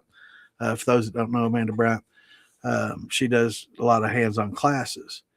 And, people are like, oh, $600-$800. That's nothing compared to Moonshine U. I think he's charging like $6,000. Now, he's great, very intelligent guy, probably one of the most in the group, and he's educated a lot of people. Very great guy. But it's hard to teach cuts, so hands-on, like in one of Amanda's classes, would be so invaluable, just learning cuts alone and how to smell and taste and what to look for, and hands-on experience. I can sit here and talk till I'm blue in the face, but, getting that hands-on, that's why I like to use a lot of pictures, because pictures worth 1,000 words, and it's easy to illustrate and explain. I wish you could see my mouse. I could just go to the desktop, pull them up on my desktop and go, and that way I can point to things with my mouse, because I like doing that too, having my little pointer. But I wish maybe StreamYard could add that feature in, a little laser dot where I could point things. Maybe I'll recommend that for them, because it's great for instructing, so you can point parts out like I was talking about tonight. But yeah, any questions you got, man? There's no dumb questions. Everybody's got the same questions. Everybody has asked the same questions or sought the same answers. And that's what we're here for. And appreciate you for joining us here on Tuesdays and Fridays, or Tuesdays and Saturdays, 8 Eastern.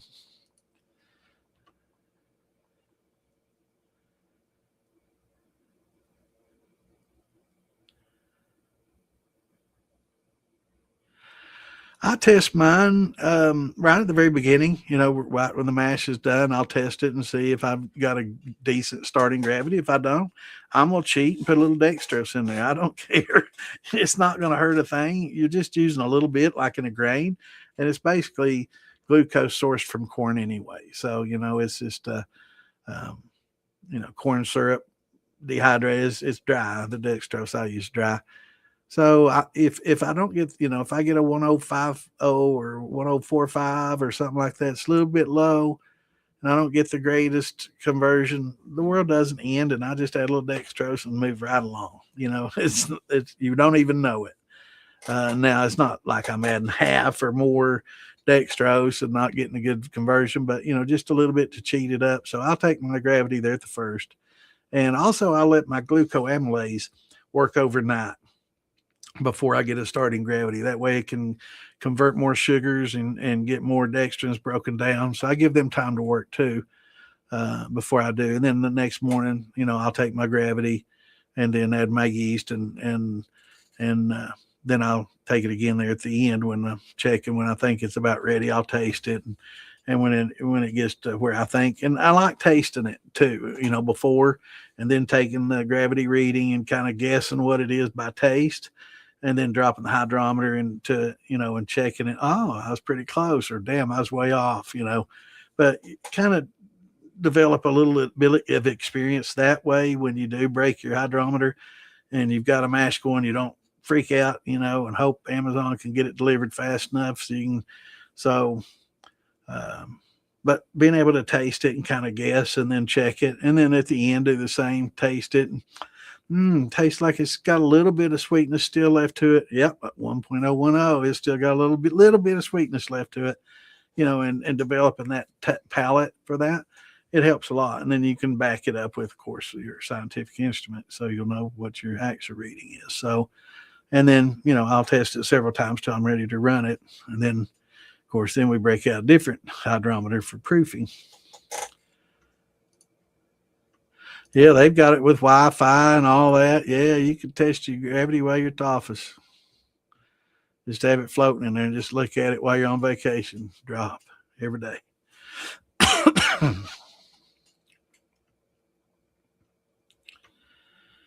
All right, GW's college shots. I'm glad he did, man. This is some damn good corn liquor right here.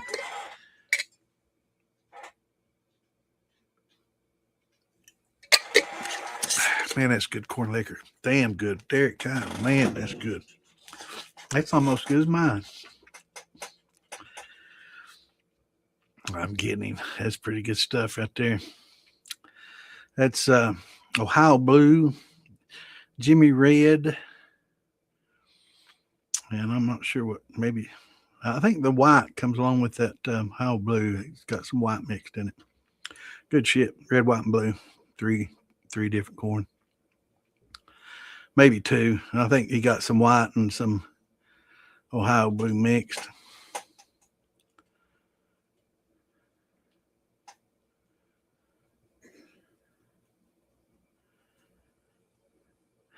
Yeah, man, I'm telling you, I used to be pretty nimble, man. I never dropped shit, but now I drop everything I touch.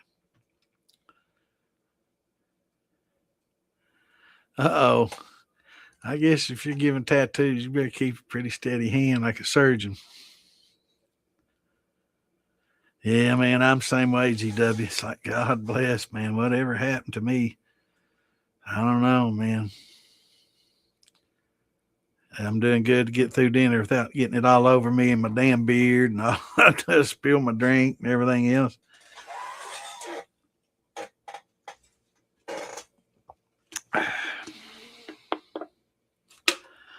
Cy Young, that's an awesome name, brother.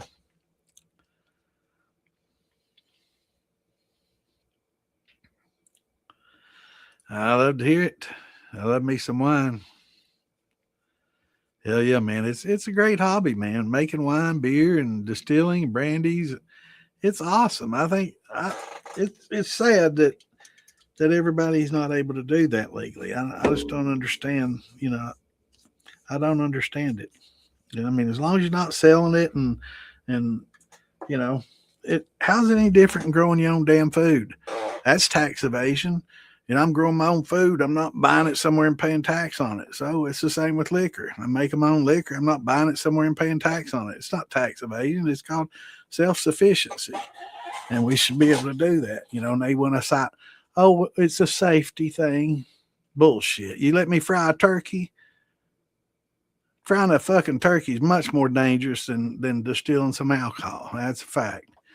So there have been a lot more fires fucking frying a damn frozen turkey. People drop that damn turkey and they're frozen, whoosh, blowing over, fucking fire everywhere. Happens all the time.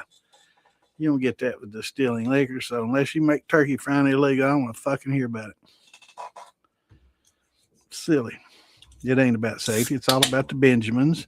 It's what it's always been about. Taxation and there's so many people fraudulently taking our tax dollars, and the government ain't even been back checking on them. And I ain't talking about one side or the other. This ain't a D or R thing. This is all. They don't verify where all these funds are going. All these NGOs and all these different organizations getting all this money from the government, and they've been skimming. They don't even have all these hospices all over the place getting this money. And I don't know that I'm mad that they're stealing tax dollars, or I ain't been in on it. I mean, just be honest. You wake up 6, 8 in the morning, work your ass off every day, all day, and hell, I could have just opened a fucking Somali daycare, man, and been a multi-millionaire, just sitting there twiddling my thumbs all day. I don't know. I'm pretty pissed off I didn't come up with that, right?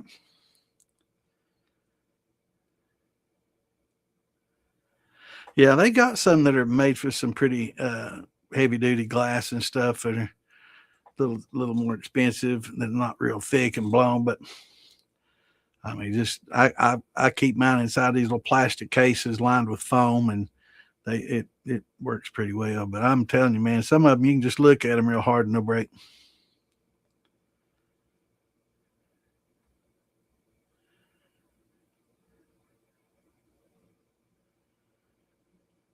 Yeah, I mean, as long as you're doing it inside the home and not out selling it or making sure it's out of kids' hands. Right now, I'm not no way that it should be around any kids, even though I did it as a kid. I'm gonna be a hypocrite.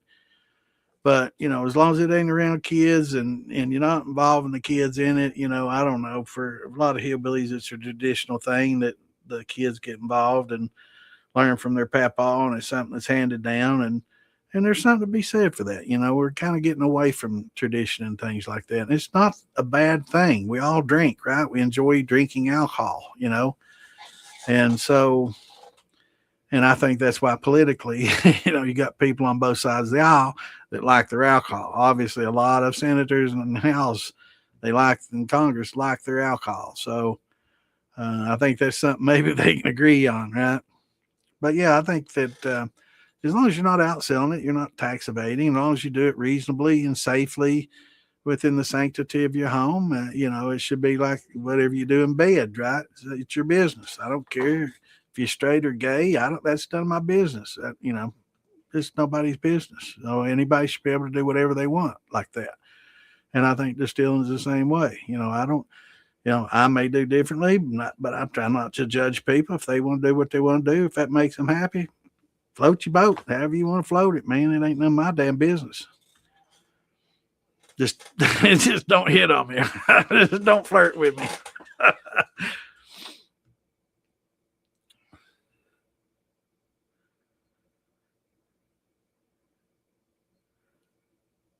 Yeah, it's for hobbyists. It's for there's a lot of people in the hobby that are multimillionaires. They can buy any damn liquor they want to, but they enjoy the hobby too. There's a lot of doctors, lawyers, a lot of people with a lot of money that still enjoy this hobby and do the things So they've got high end gear. They're buying these little Vendome home steels. $10,000 50-gallon steel. It's crazy, but that's the people that buy those. You don't see one at my house.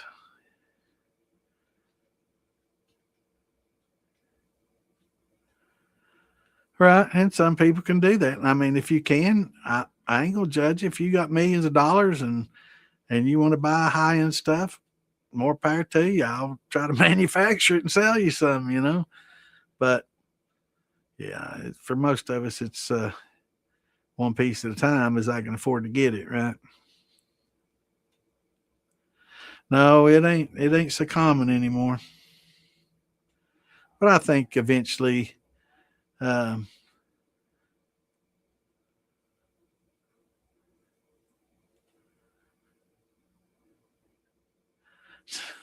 Right? I mean, I'm in favor. I don't have anything against anybody. Uh, yeah, you F-350s are about the same price as a Ferrari these days, ain't they?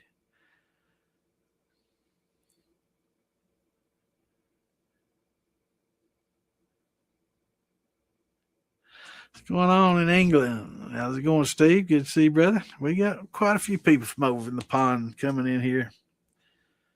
Hope y'all doing well over there.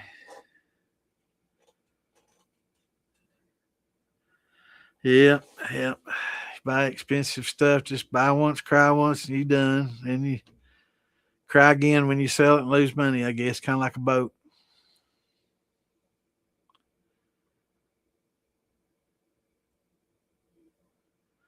But yeah, we got people, quite a few viewers from England, Ireland, Australia, New Zealand. I mean, Turkey. Where Turkey the other day? Philly jumped in here from Turkey. Yeah, we get people from all over. Mexico, got friends from all over in here, man. It's the beauty of the internet. So we can share information with the world. It's awesome. We got quite a few viewers. We don't know, we get 1,000, 1,500 views per episode. It gets quite a bit between, Facebook, probably 750 to 1,000, 1,100 on average. And then YouTube, man, who knows? God, it's hard telling.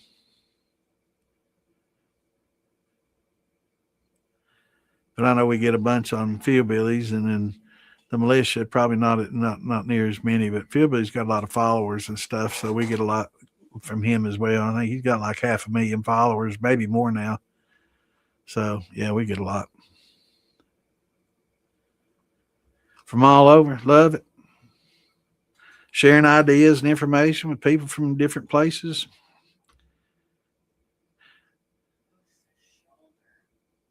JJ and I were talking earlier about some of these dark beers from Europe and trying to figure out what I was drinking when I was over there in the late 70s. Basically, just on tap as a dark beer is what they served it warm, and it was on tap. Man, it's good stuff. I can't remember it. I don't know if it was a Guinness or what it was. I have no idea. I like it. If I wish they had a lot more of that here. JJ's telling me they got a few places here that have that, but I don't know. Do they still have the same laws on beer and the alcohol content, the maximum that you can get? Because I know over there it's like 8, 10, 12%. It was pretty stout compared to what we get here. Kind of like a Grolsch or a Foster's, you know. They're quite a bit higher, so I guess they can here. But yeah, it was good stuff. I like those dark beers, but not as much as the whiskey or the corn liquor, though. Yeah, I think that everybody should have the freedoms to do that. Um, why not?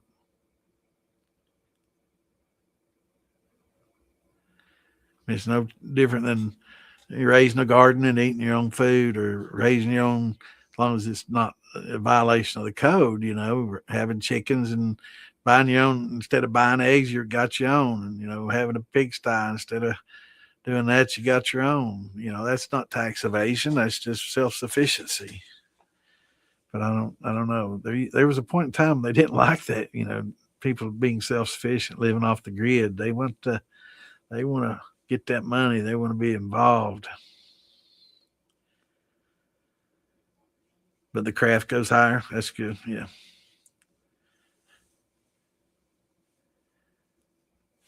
Damn it. You all forgot to tell me to share them links again. Daggone you. JJ, you're supposed to tell me. Can't believe it, man.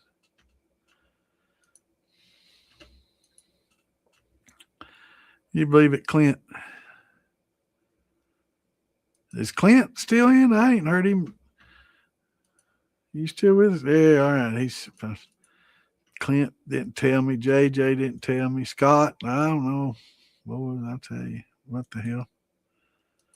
I gotta get my link again. Hold on. Shit.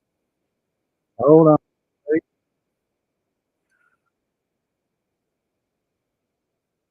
Hold on. Wait a minute. Hold the phone. Here we go. All right, let me get these out. I hate it that they can't get here right when it starts and get it live, but most people don't watch it live anyway. Most people watch it later. We get about 7% is the magic number, 6 to 8 on average. Percent watch the show live, the rest pick it up later, which is great.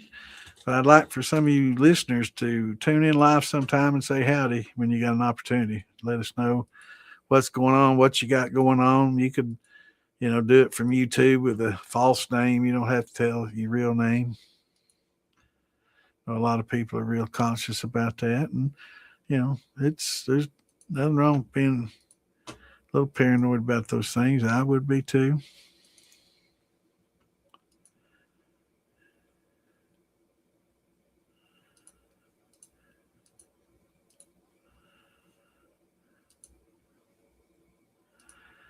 Nothing wrong with being safe and cautious.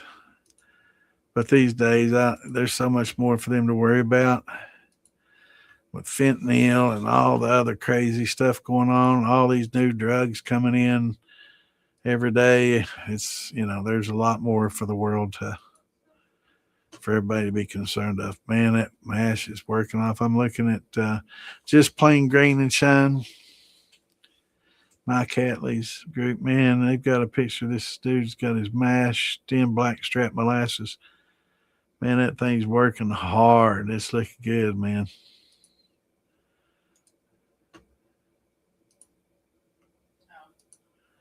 Maybe I'll post a picture of that if I can. They posted it in public, so I don't think they'd care. I'll save that and I'll show you all that in a minute here. That looks good, man. But it's working pretty damn hard. It's looking good. Got a few more links shown, then I'll show you. Then I'll open up that video.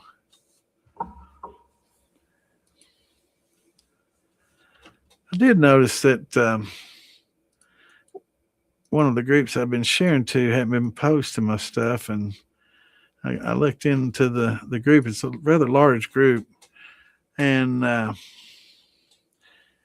I don't know where the admins are from, but they ain't from America or anywhere that speaks my language, and they hadn't been posting my stuff, which is fine.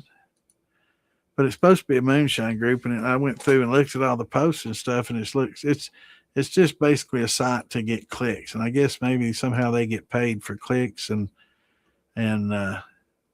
engagement.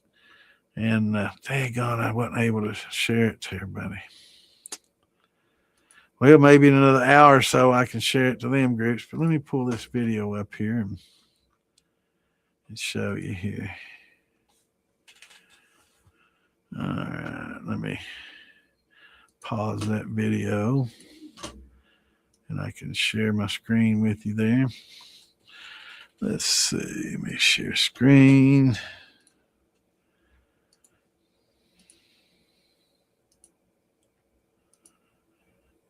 Let's see. Well, damn, which one is it?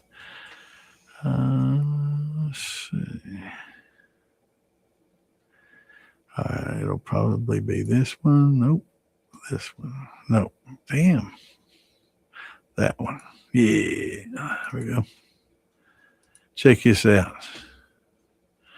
Let me hit play from over here. That's the molasses rum working out there. That's pretty vigorous right there now. Start at 1.080. That's a good looking molasses rum right there. 108 gravity, pH 5.24, ferment temp 85, daddy yeast 5 tablespoons. Got his oyster shells. Hell yeah, Frank, looking good, brother. I like being able to share that stuff. Everybody see that okay? That's pretty cool, and being able to share that like that. Good job, Frank. Looking good, brother. Give him the old thumbs up. Yeah, that's Mike Hatley and Brittany's group. They're good people. If y'all don't know Mike and Brittany, he's down in Texas. What's going on, Elvin? Good to see you, brother. Here we go. On cleaning around for copper, steel, and pipes, worm. Some say vinegar caused more damage. Is citric acid and water better to steam through? Vinegar is not bad. Vinegar doesn't cause the damage. What they're talking about is the 551 solution, Elvin, and that's when you mix the hydrogen peroxide with it. That hydrogen peroxide is an oxidant. It's an oxidizer, and it really super um, it really increases its efficiency and it makes it too much. And what happens is, if you look at the surface of copper under a microscope, it's fairly smooth. You got some ridging and some roughness, but that's natural unless it's polished, right? And it's okay to have a little bit of that, but it does give it a little bit more surface area. But when you do the 551 with the hydrogen peroxide with your vinegar or citric acid, it really super oxygenates it and it just makes it too coarse. It's too harsh. It's very effective if you have copper that just citric and vinegar is not working on at all, and it's just not removing any of that green, that filigree green. It's copper oxide is what it is. It's a copper salt. And I'm not going to mention the group or the people that were talking about it, but somebody did a clean run and they were showing the green. You could literally see the green salts, the copper salts that were coming from this, and it was literally stuck to the side of this jar. And he said, "This is what came out. What is this okay? What is this?" And some people were saying it's fine. Just filter it and drink it. It's fine. Or just run it through again. It's fine. That's not fine. That is toxic. And if you get enough in you, it's going to hurt you. It's going to fuck you up. So it really pisses me off to see people say that. And there's so many people, and that's why we have this. There's so many people in so many of these groups that have no idea what they're talking about. And sometimes they're misinformed. Sometimes it's somebody else told them the same thing. So they're just repeating what they were told and they just were told the wrong thing. But I think some people just make this shit up on their own and try to act like they have that knowledge and they don't know what the fuck they're talking about. And somebody's going to get sick or killed, but it's toxic. It's not good. I'm not saying it's deadly, but it can be, so it's horrible, and that's why we have this. So people can get some good information from people that know. I didn't say anything, I'm going to, and I'm trying to cool off before I say something because I don't want to piss people off. But at the same time, people like that need to be called out, and they don't need to be making comments like that, and they need to educate themselves. And again, I don't blame them because sometimes people are just misinformed. I'm not sure if that's the case this time. Maybe, but it's wrong. So definitely, if you don't know and you're not 100% sure, sometimes it's best not to comment. But a lot of people, they want to make these comments in these groups, and there's so many people saying it's fine. Just run it through some coffee filters. You're not going to filter. You may be able to filter out what you can see, but molecularly, it's still in there. They just don't understand science, and just they're those people. If you can't see it, it's okay, right? So, bug spray, silver and clear. Just put it in water and it's fine, right? You can't see it. Is that okay? No, we're still not good. Those chemicals are there. You not see them, but they're still there. It's just dumb. But yeah, vinegar's fine. Citric acid probably is as effective or more so. You can make a little paste of citric acid, it comes in a powder, mix it a little pasty and put it in some of the stubborn areas and kind of scrub it with a little toothbrush or brush or rag and kind of, concentrate on certain little areas in the side of the steel. But in the worm, sometimes you just put a cork in one end and fill it up and just let it sit, outside doesn't really matter. But at the same time, you don't want a sparkly, fresh, shiny steel. It's best for it to oxidize, but you want the dark oxidation. You don't want the green, right? So just be sure not to let backset sit in your steel for a long time. And that'll definitely etch that outside, and it just increases the surface area, makes it that much more easy for it to oxidize. And that's how they make these outdoor lanterns look aged. To spray acid on it, right, and then let it set, and let it eat away at the copper, and then let it oxidize, and that's the way they age it, right? So got to be the acids that we're talking about using is a mild acid. It'll clean that off the surface, and then we rinse it real well and kind of try to prevent it from coming back. But if you can get it to oxidize like a penny, and have like an old penny look, just that dull look, that's fine. But a shiny penny is probably not the best still. Um, but if you can get that dark oxidation on it, it's less effective at removing sulfites, but then you don't have to worry about the copper salts either. So, but again, one of these reasons why maybe using copper mesh and stainless is, a better option for people that don't want to deal with those things. If you're a commercial, outfit, you can use copper because you're running all the time and it doesn't sit. It never has the opportunity to get like that. So sometimes they'll clean once a year, twice a year, sometimes once every couple of years, depending on how they run and how much buildup. And then they open up the manhole and somebody climbs in there and cleans it out, right? I mean, big ass deals. But yeah, it's citric acid or vinegar, both are both effective if you get the right concentrations of it. You can get the strong vinegar at a hardware store, stronger than your food, your just distilled white vinegar that you use in the kitchen. You caught me, brother. Heck yeah, brother. We're Tuesdays and Saturdays, man. 8 Eastern's when we start. So I'm glad you made it.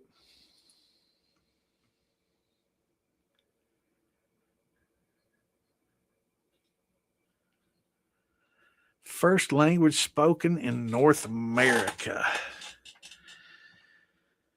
I don't know. I'm sure it's some kind of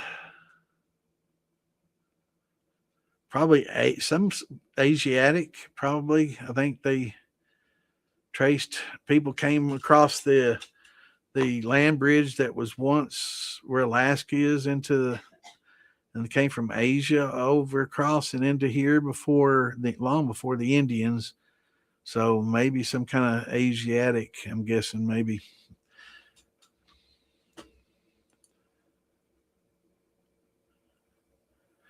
Yeah, airlocks help a lot. I don't even see where he's talking about that, but yeah, Elvin.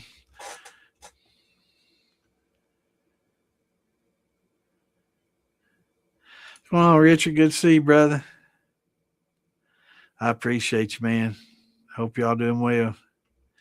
You probably just got off work, man. Rich works his ass off. Hell yeah. If you got any questions, brother, you caught us live. You can ask them. Was it European? I'm thinking maybe Asiatic because, they've shown that some people came across the land bridge over into Alaska and over and down. And this is why we still had plate tectonics going on and stuff. So I don't know. It's hard to say. It's hard to say, JJ. It wasn't Indians, though. There were people here long before the Indians were.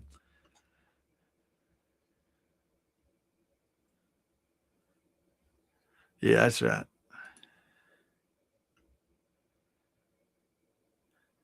Right. And that's what happens when you mix that. You don't want to frequently use that harsh stuff, especially the hydrogen peroxide, because it will definitely pit it and it makes it coarse and it'll oxidize and for sure. Yeah. But rinsing it out.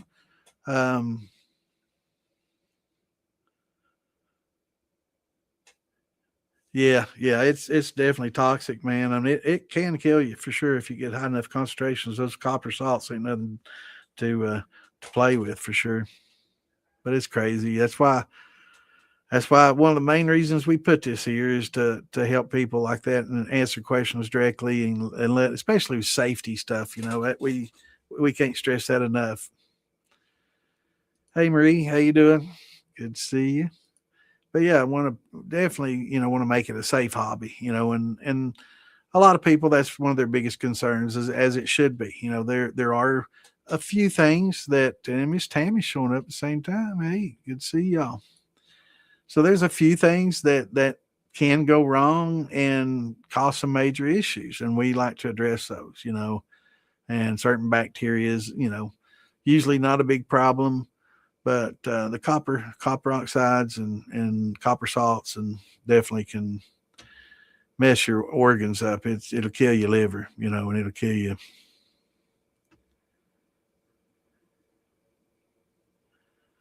That's right. That's a fact, man.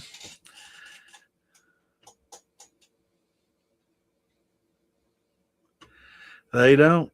And if they're shiny, you're spending too much time polishing and not enough time steeling.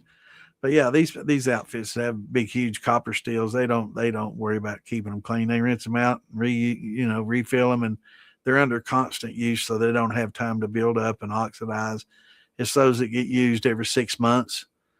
And I forgot I left that back set in there. It's been in there for a few weeks, and then they drain it out. They don't rinse it out. They just drain out the back set and they don't rinse it. And then all of a sudden they come back and it's green as green can be.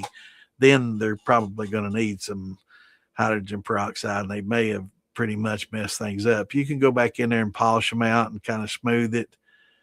If it's large enough aperture, or you might have to desolder it and take the cap off and get in there and rework it.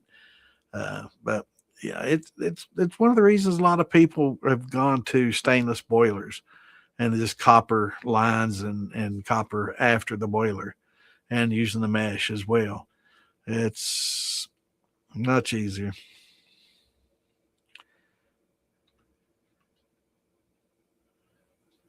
Sasquatch, that's right. The Quatchy.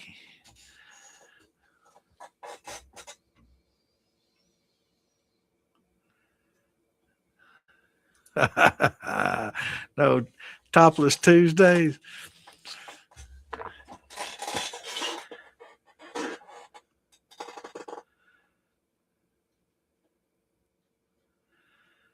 Oh, Richard and Charlene, good people, man.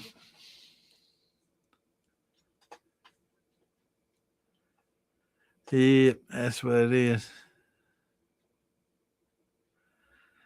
Hell yeah, get comfy, man. Let it all hang out. I do that, but I want to keep my viewership, so I ain't gonna be like Damon. I ain't gonna get up and show my ass. I'll never have another follower, man. I'll get banned in 7 countries.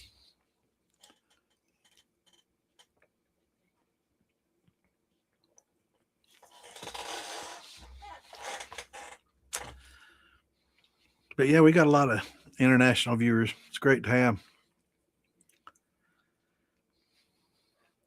Yeah, there's a lot of stainless is getting a lot more popular. A lot of people, used to copper. It was, if you didn't have all copper, it wasn't any good. And now they're finding it is definitely beneficial. You definitely want to have some kind of copper in that vapor path to help remove those sulfites. We're talking about sulfites. Um, to remove the sulfur. I was talking or reading somebody in one of the groups and helping out. They were running sugar shine. And a lot of times when you do sugar shine, you tend to stress the yeast. And when you stress the yeast, you get hydrogen sulfide, which is sulfur, built up. And as a result, you can get it in pretty much any mash, but it tends to happen a lot in sugar washes because it's happens fast. Excuse me. Generally, people have a high starting gravity, and they don't maintain proper temperatures. They don't use nutrients. So there's so many things that are stressing it. The pH is crashing. They don't use their oyster shells. They don't list no sand and do all these things. And as a result, you get some off flavors. And having that copper will definitely help correct some of those mistakes. And that sulfur will bond to that copper quite readily. It's like a magnet, man. It just loves it. So having that copper mesh in the vapor path or copper piping certainly helps a huge amount.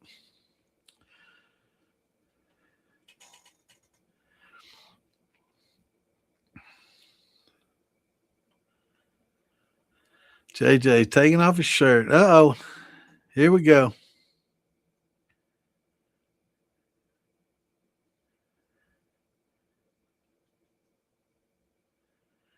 It's happened. I don't know if it was a shit show or it was one of Damon's, and he didn't mean to.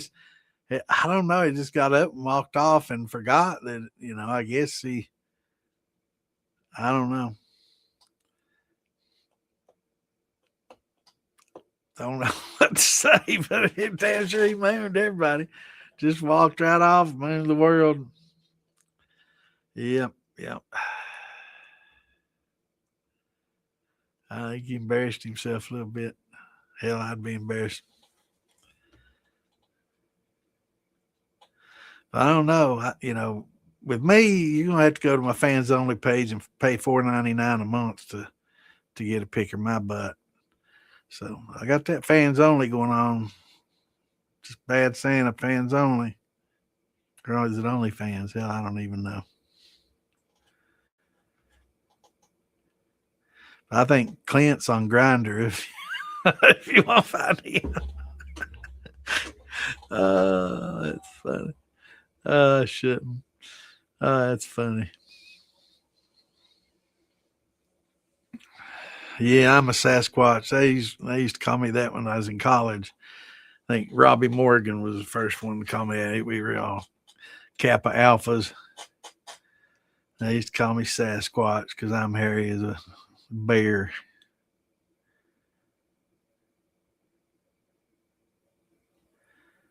I got that back hair thing going on. I'm hairy all over, man. I'm like a woolly mammoth. No, but Clint does, man, on that Grinder. They'll take anything. I take Bitcoin.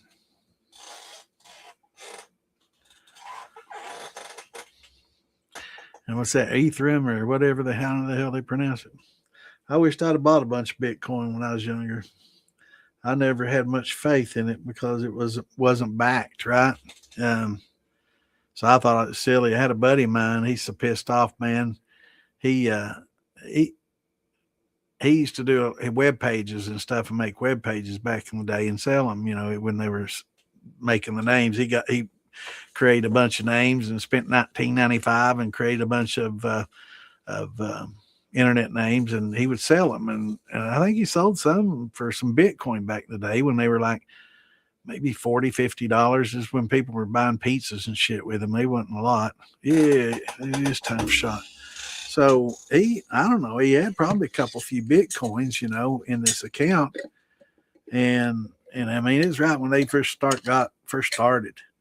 And he didn't have his password. He had it stored on a computer that he got rid of, and they weren't worth anything. And I don't know, and lost his password and didn't, log in, didn't have the same IP or nothing. And basically lost it. And I don't know, he had a few in there at one point in time. That's $200,000-$300,000, man. It worried him to death.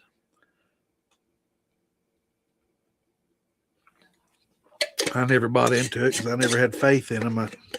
There's nothing backing it, right?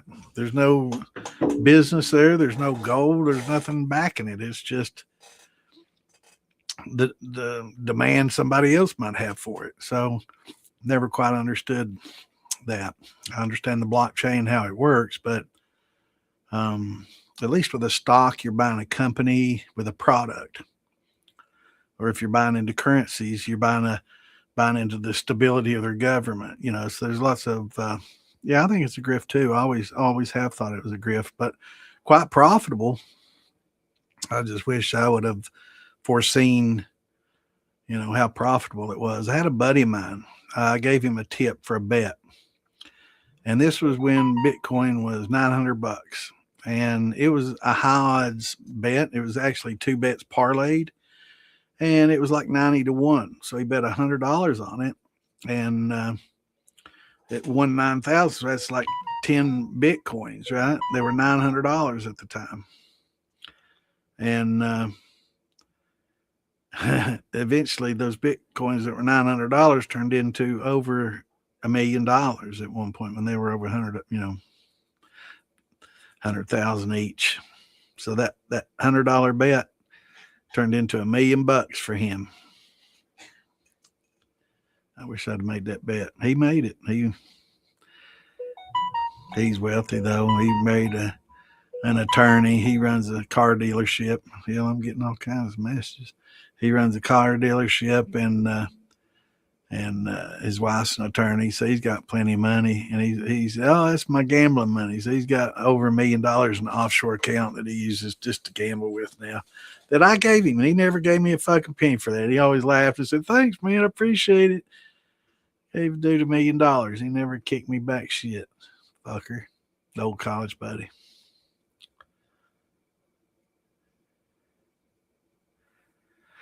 No, what I wish I'd have bought was more Nvidia stock back in the day, and I wish I'd have gotten that Palantir bought at $18.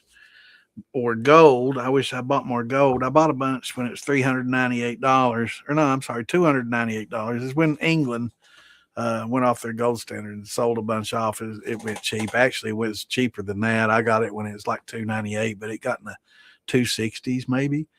I bought maybe 10, 15 ounces of it, and several $1,000s worth. But I got on some hard times a little bit later, when I got separated and stuff from my ex and need a little extra money. And at that time it was, I bought them for like less than $3, right?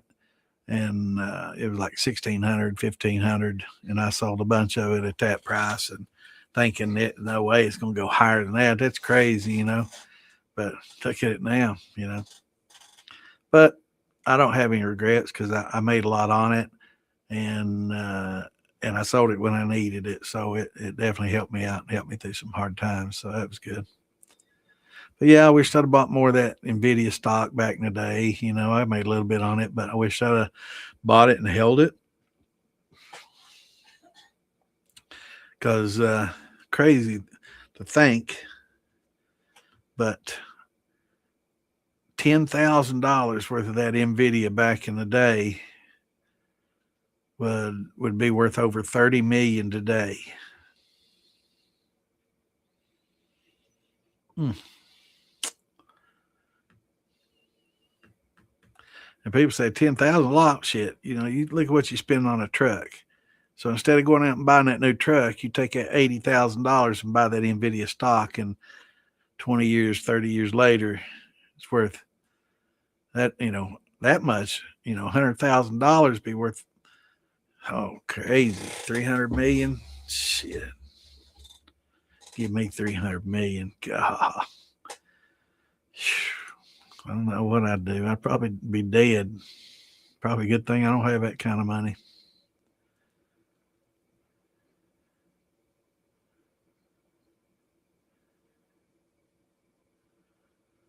Yeah, I just never understood that. I understand the blockchain. I understand how it all functions and works, but it's baseless. The only thing that bases it is demand. It's a demand pool thing, and just one person's desire to have it is the whole basis of its foundation. I mean, I like investing in companies that I can watch and see how they stand and produce and what they have, and if they're having issues, and looking at their price gains and their quarterly earnings and things like that. Much easier to predict than the demand for a coin that has no basis. I just never understood it, but it seems to have done quite well, especially for my buddy. I don't know how much he sold. It's back down. I don't know. It's still what, 60,000, 70,000. So those 10 are still worth 600-700. But at one point it was over $1 million for $100 bet when they were 900 each. Man, that's crazy. I'm so mad at myself for not making that bet, or him not making it for me. I asked him to, and he's like, "No, man, just get on there and make your own. It's offshore here. I'll give you the link." And I was like, I didn't want to do it. I didn't want to fool with all that stuff. Wish I had. But my life's full of little regrets like that. Just like, should have invested more in Nvidia and didn't. You know, should have bought that Palantir and not let my investor talk me out of it. You know, a lot of regrets. A lot of shoulda, coulda, woulda. But at the same time, I'm sure there's a lot of risks I could have taken where I would have lost money. So I know just as sure if I'd invested in Bitcoin, it'd never gone to 100,000 each. Bitcoin would have been a laughing stock. If I'd invested in it, that's just the way it happens. It'd have been the worst investment ever. It'd be worth negative money these days. That's just my luck. So if you want to divest in a company, let me invest in it and make sure you divest in it, because I don't have real good luck. I have lots of good advice though. So if I give advice and I don't follow it, then it's going to be good. But if I don't take my own advice, and if I take my own advice, it never works out. Just my luck. But it's probably a good thing I'm not filthy rich like that. Like I said, I'd probably be dead by now. I've lived life in the fast lane enough, man. I can't imagine if I'd had that kind of money when I was younger. That was pretty wild. But I'd have a yacht and a beach house and all kinds of shit. I'd be living life in luxury. I always wanted one of them. Man, I missed a. Well, I didn't miss it, but $180,000 on this boat yacht, and it was nice, man. And that's a lot of money, but I mean, this is an 80-foot yacht that's. I mean, the inside it was originally like $4 million yacht. It just had some age on it, but man, it was so nice inside. God. And the old man died, and they were selling it off. His heirs were selling it off for nothing, man. It's God. It's beautiful. Then I had this beach house. I like looking at.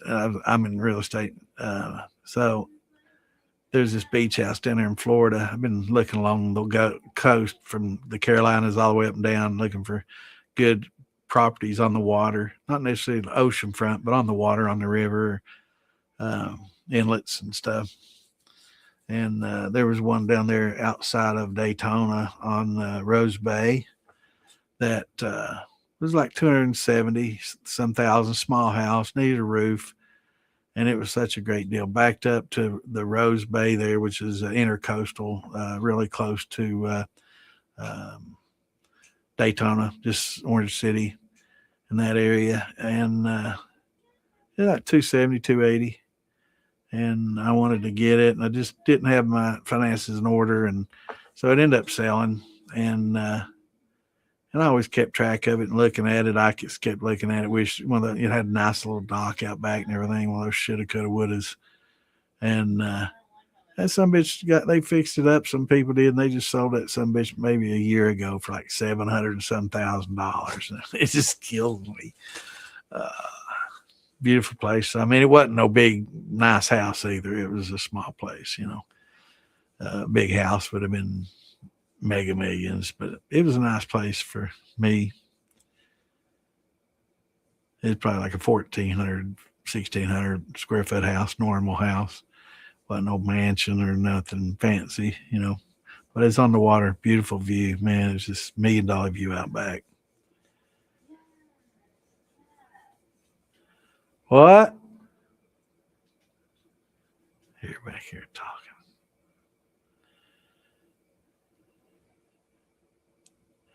Yeah, I know. Me too, man. I just never had faith in it. Never had faith in that Bitcoin.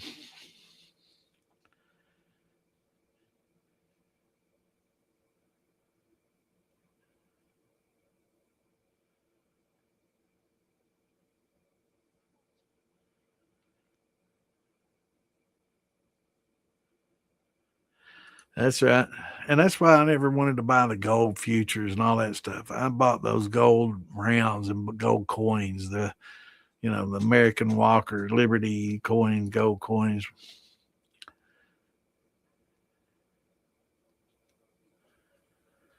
Yeah, yep. Sometimes you got to go for it, man. I've got some friends that did invest in a lot of that stuff, man. They're quite well. They're quite well.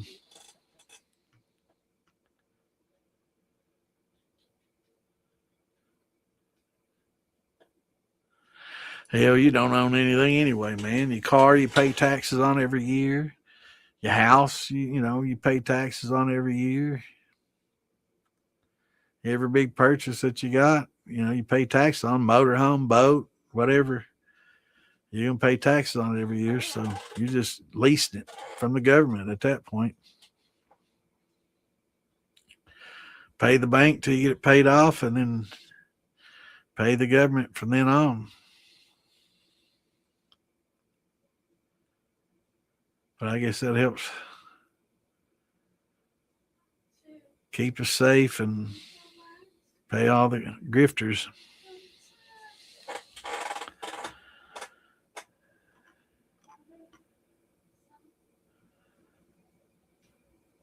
I think we need another shot. Let's get back to the topic. Let's start getting depressed thinking all these shoulda, coulda, wouldas, man. I could have been in that damn house on Rose Bay with that big yacht sitting out back on that dock and had a farm in Rowan County right on the creek, growing corn, had a little distillery there. All these plans I had, man.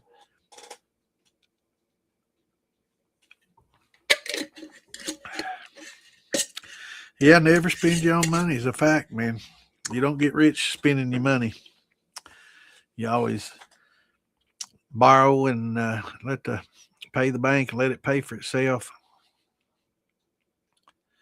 A lot of money to be made in real estate doing that, just pay 10% down, let that 10%, it gets paid back pretty quickly when you take a, certain percentage out, but let it pay for itself. I know we all could have been contenders, man.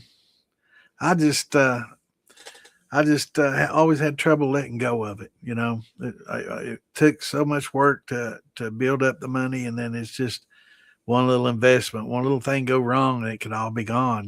10, 15 years worth of saving and investing just gone at once. So I always made little investments. But yeah, I mean, Bitcoin just 10 years ago was $900, right? Or was it 2016? I think it was. Let me see. Bitcoin price 2016.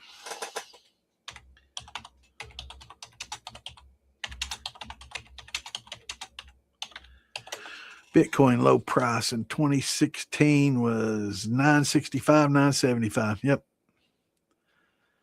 After starting the year at around 430, the price experienced a slow, steady increase. So early in 2016, it was down to 400.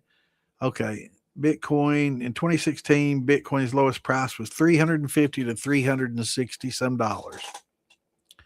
But when this bet took place, it was right about 9. He said by the end, here it says 965.75 by the end of the year. But yeah, imagine buying $3,500 worth of Bitcoins, getting 10 Bitcoins for $3,500. And then 10 years later, or 8 years later, it being worth $1 million. I mean, that's crazy, isn't it? But hindsight's 2020.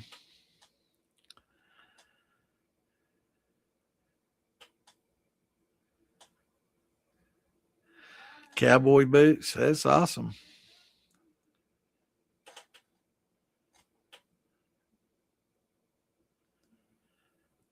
Yeah, custom cowboy boots and hats. But at the same time, I bought a nice leather cowboy hat in Arkansas. I felt bad. $20, $25 for a nice leather hat. And I'm like, I looked at them. I'm like, that's probably 100, 120. I mean, it ain't no Stetson, but I'm sure it's pretty expensive. I went over and they said $20. And I'm like, which one fits me? I felt guilty buying it so cheap. It's a nice hat too, but it's hot. It's a nice hat. I like it.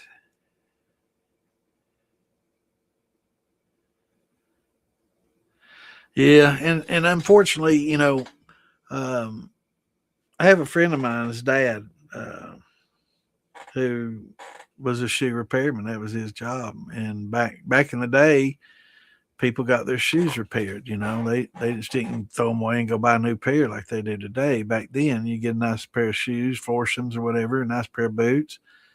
The heel wears out on them. You take them to the cobbler, and he'd take the heel off, put a new heel on it, and fix them, and redo them, and whatever need to be done, restitch them, whatever. They did a lot of work, and we'd shine them up, and give them back to you, and 20, 30, $40 back then was a lot of money. Um, but so were the cost of shoes. Uh, Nowadays, hell, you can get a pair of boots for $20, $30, and as soon as you wear them out, throw them away, get you another one. Now they ain't going to be the highest price, but crazy enough, you can put the highest, $600, $800 boots next to $60 boots, and just looking at them, it's hard to tell the difference, right? It's that's China effect. So it's I don't know. I would say if you had the clientele and establish, you'd have to do some advertising and establish a clientele that would be willing to pay that. But your general buying public don't do that anymore like they used to back in the day.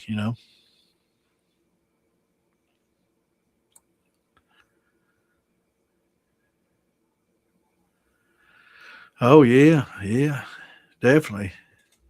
Yeah, people be doing a lot of repairs, man, when the shit hits the fan, for sure.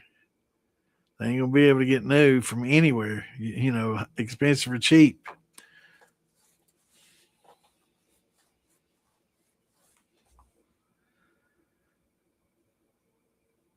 That's for sure. Let's see if any of these groups let me share another one out. I didn't get them shared to everybody I wanted to. Nope, didn't think so. Two groups I didn't get sent to. Sorry, Shiner family. Dingus. I think it's Dingus McGee's group.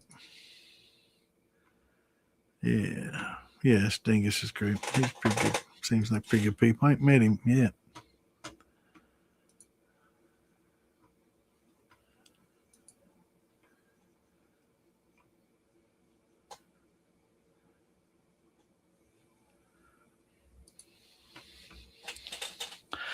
Does it, Clint? All right. Yeah, we're going to have to call tonight anyway. Things getting a little slow and not getting many questions, and it's about that time. 10:30 on a Tuesday is about right. Now we will run a little late on Saturdays and have a little get a little drunk and get my nose good and red so everybody can laugh at it. But for those that don't know, let me put the banner up here real quick. Let that tick away. And for those that don't know, join us on Facebook at DIY Shine and Steel Building or the Moonshine Militia. You can also follow us on YouTube at Philbilly Moonshine 7356. Our Moonshine Militia on YouTube. Make sure you hit that bell and subscribe and hit like, and that way every time we go live, we have quite a few different things going live. Damon's got a lot of shows going. We got a Friday show. We've got stuff going on all week. We got the ladies on Thursday come in and do the henning. Richard that was in here earlier, Charlene and Lisa and all of them, they get in and have their good time and talk. And so we got a lot going on. So, and it'll send you a notification every time something's happening. You get a little ding on your phone, look down, it'll flash and let you know what we got something happening. But good seeing everybody. And we will see everybody this weekend. Now, special weekend for John Bentz. I guess he's got something going on down there at Ace and birthday. I think can't remember whose birthday is it. JB's and somebody else. I can't remember. Might be John's. I can't remember. But somebody's couple different people's birthdays or close enough to celebrate it this weekend. And I wish I could make it down there. I don't know. We'll see. I don't see it happening, but I'd love to. I don't know. I might get a wild hair and drive down there. If you don't see me Saturday, that'll be where I'm at. But if I'm not here, I'll be there. I might do a little phone live, but chances are we'll be here. Yeah, I'm getting old. I can't drive that far without falling asleep. Don't worry about getting on the road. Dan ain't gonna be able to do it, and so probably won't. But John, I hope y'all have a good time down there. You and Tracy and all of them having a good time. We'll definitely try to get down there and see them. Love to, but doubt I'll be able to. But if you can, go by and give them a visit, say howdy, and we will see you guys and ladies on Saturday the 25th at 8 Eastern. Till then, everybody have a great week. Oh, what I mean.